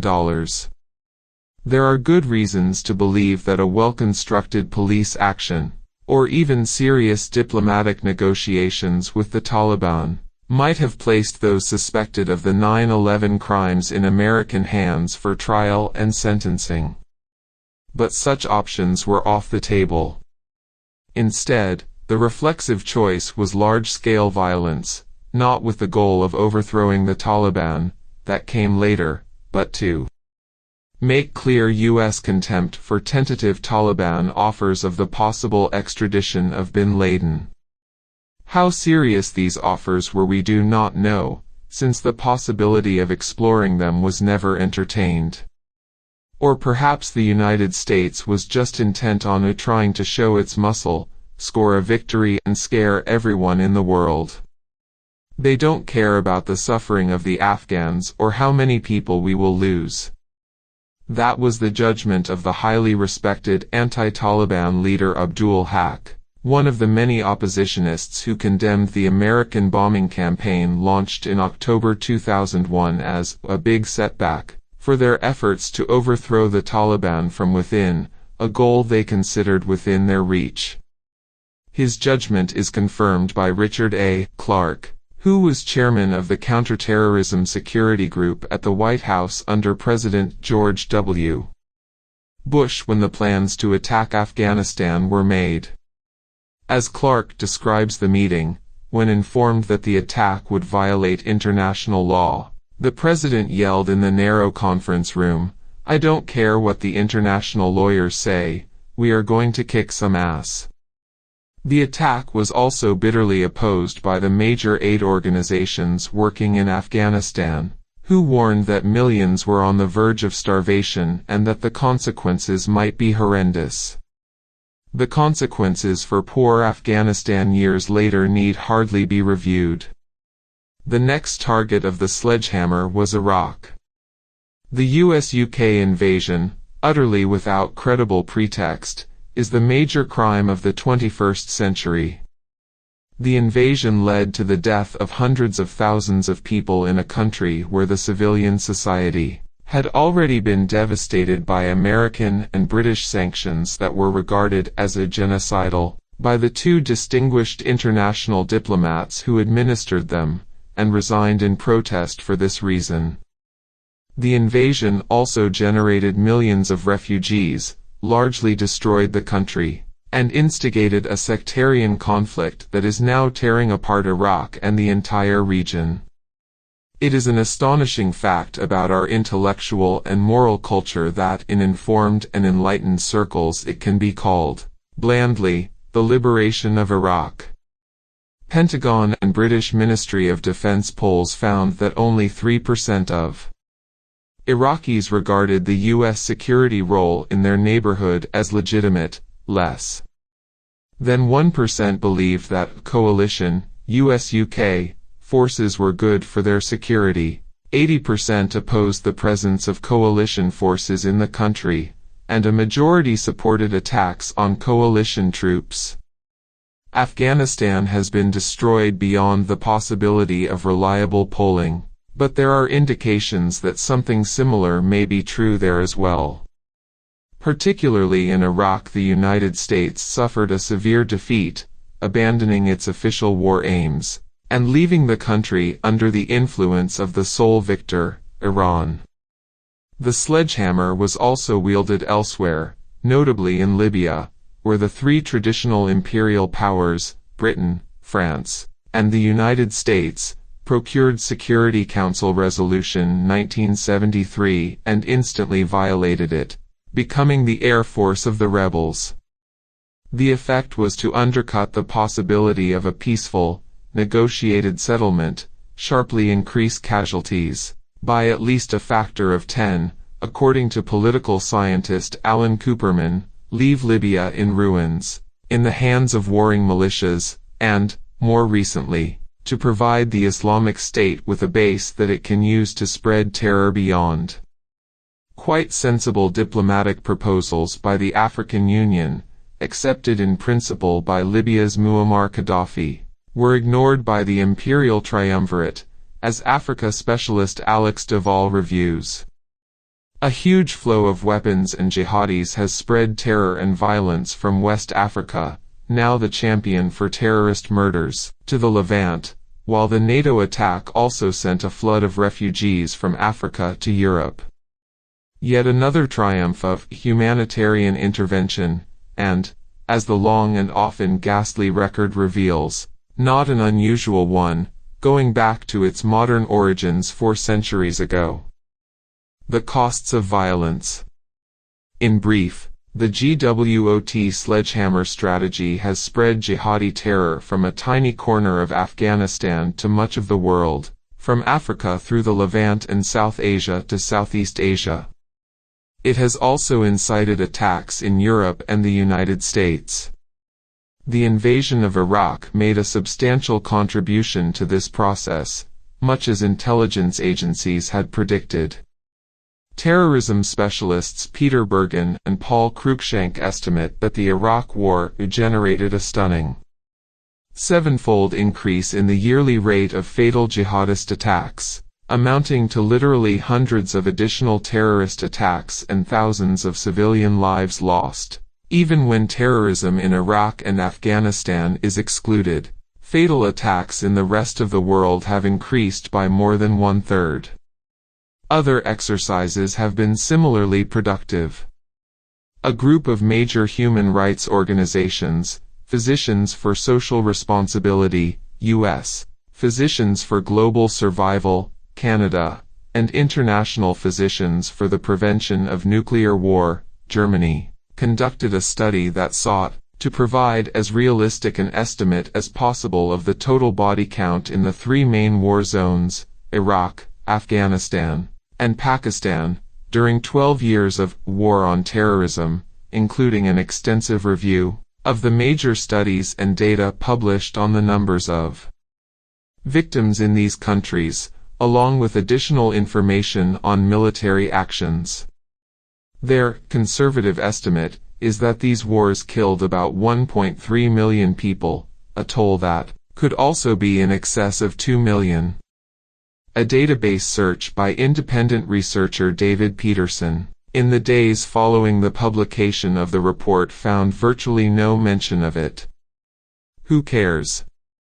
More generally, studies carried out by the Oslo Peace Research Institute show that 2/3 of the region's conflict fatalities were produced in originally internal disputes where outsiders imposed their solutions.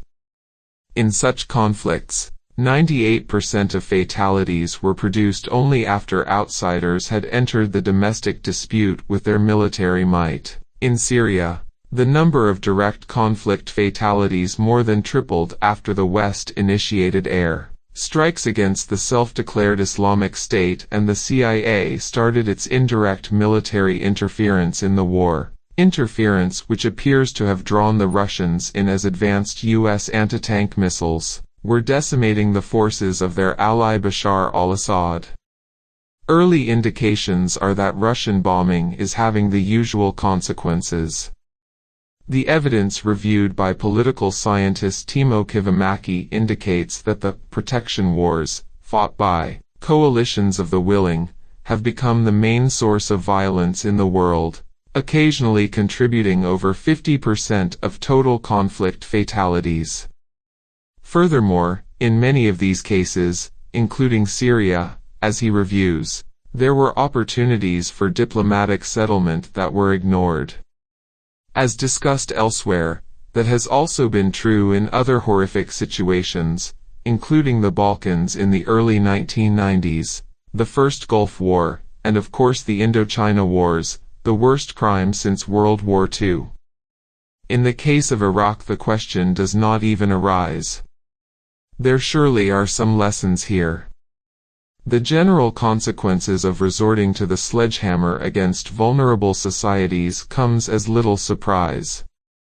William Polk's careful study of insurgencies, cited above, should be essential reading for those who want to understand today's conflicts, and surely for planners, assuming that they care about human consequences and not merely power and domination.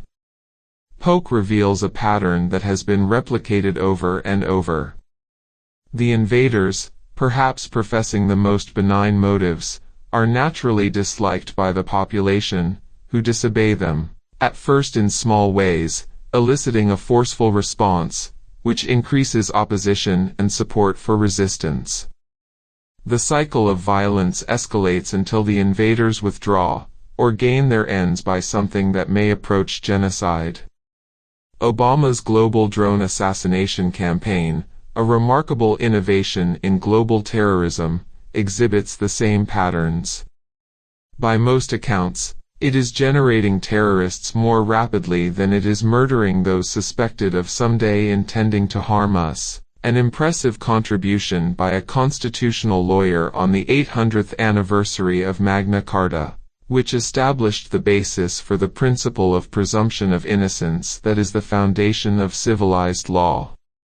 Another characteristic feature of such interventions is the belief that the insurgency will be overcome by eliminating its leaders.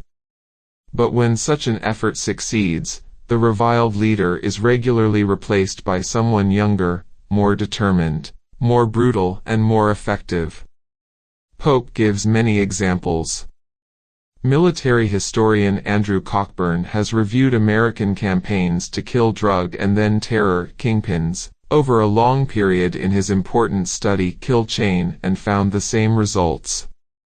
And one can expect with fair confidence that the pattern will continue.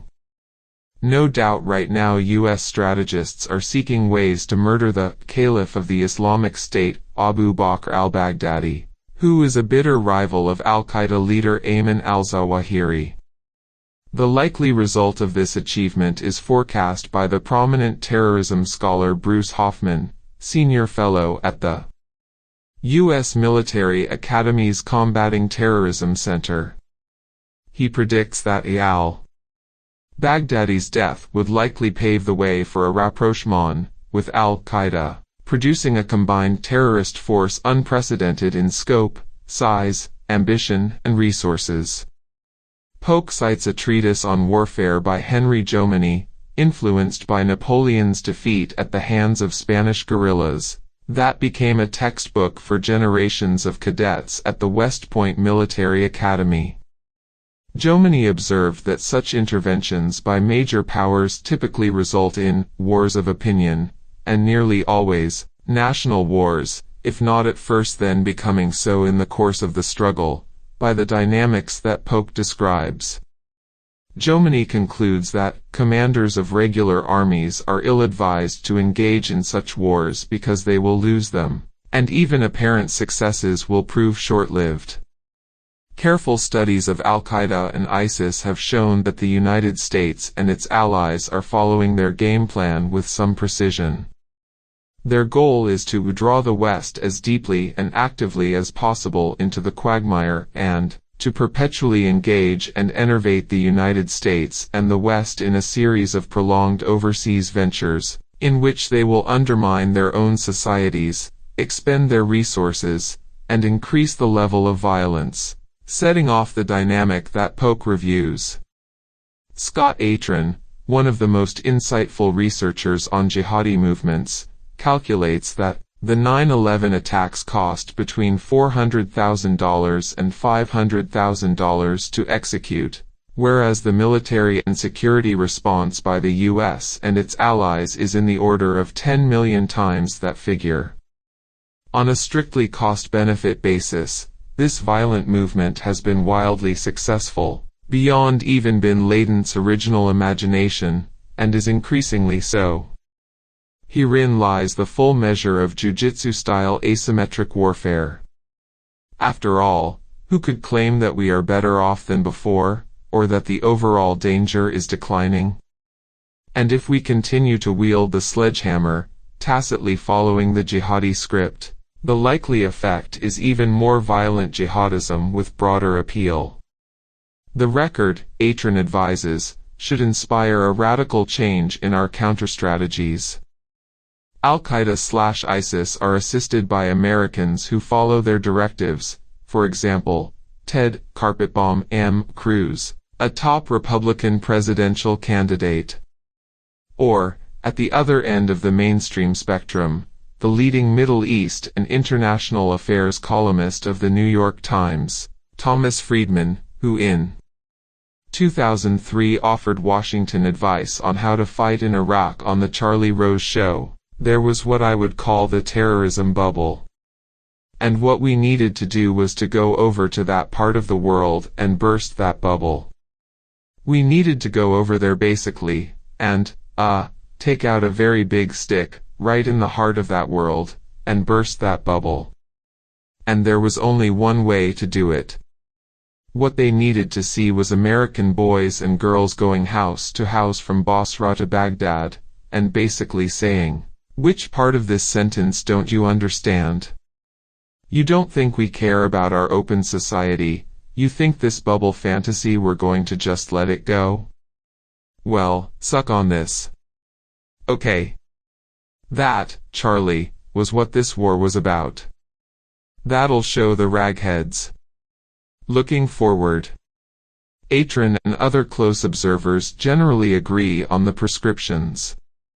We should begin by recognizing what careful research has convincingly shown: those drawn to jihad are longing for something in their history, in their traditions, with their heroes and their morals, and the Islamic State, however brutal and repugnant to us and even to most in the Arab Muslim world, is speaking directly to that.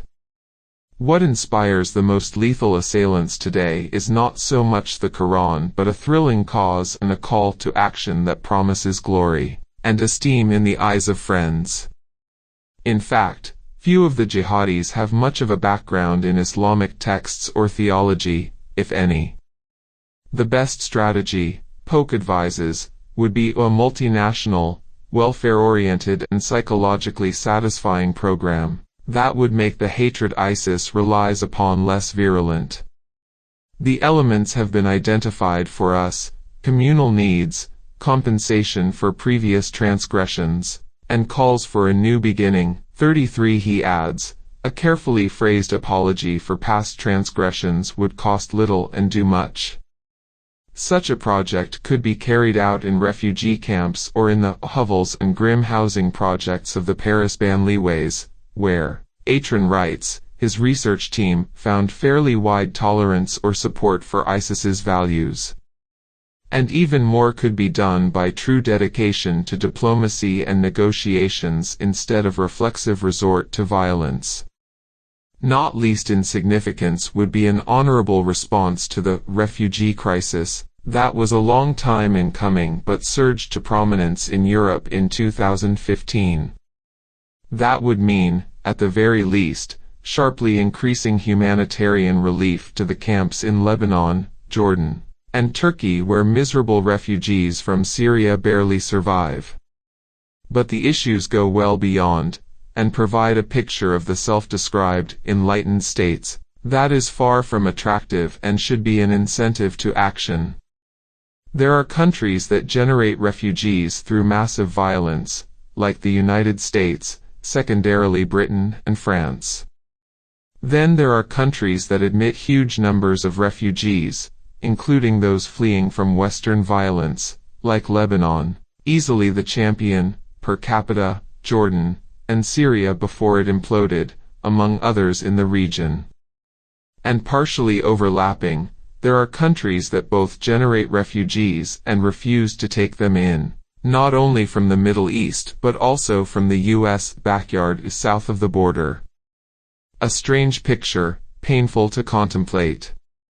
An honest picture would trace the generation of refugees much further back into history. Veteran Middle East correspondent Robert Fisk reports that one of the first videos produced by ISIS showed a bulldozer pushing down a rampart of sand that had marked the border between Iraq and Syria.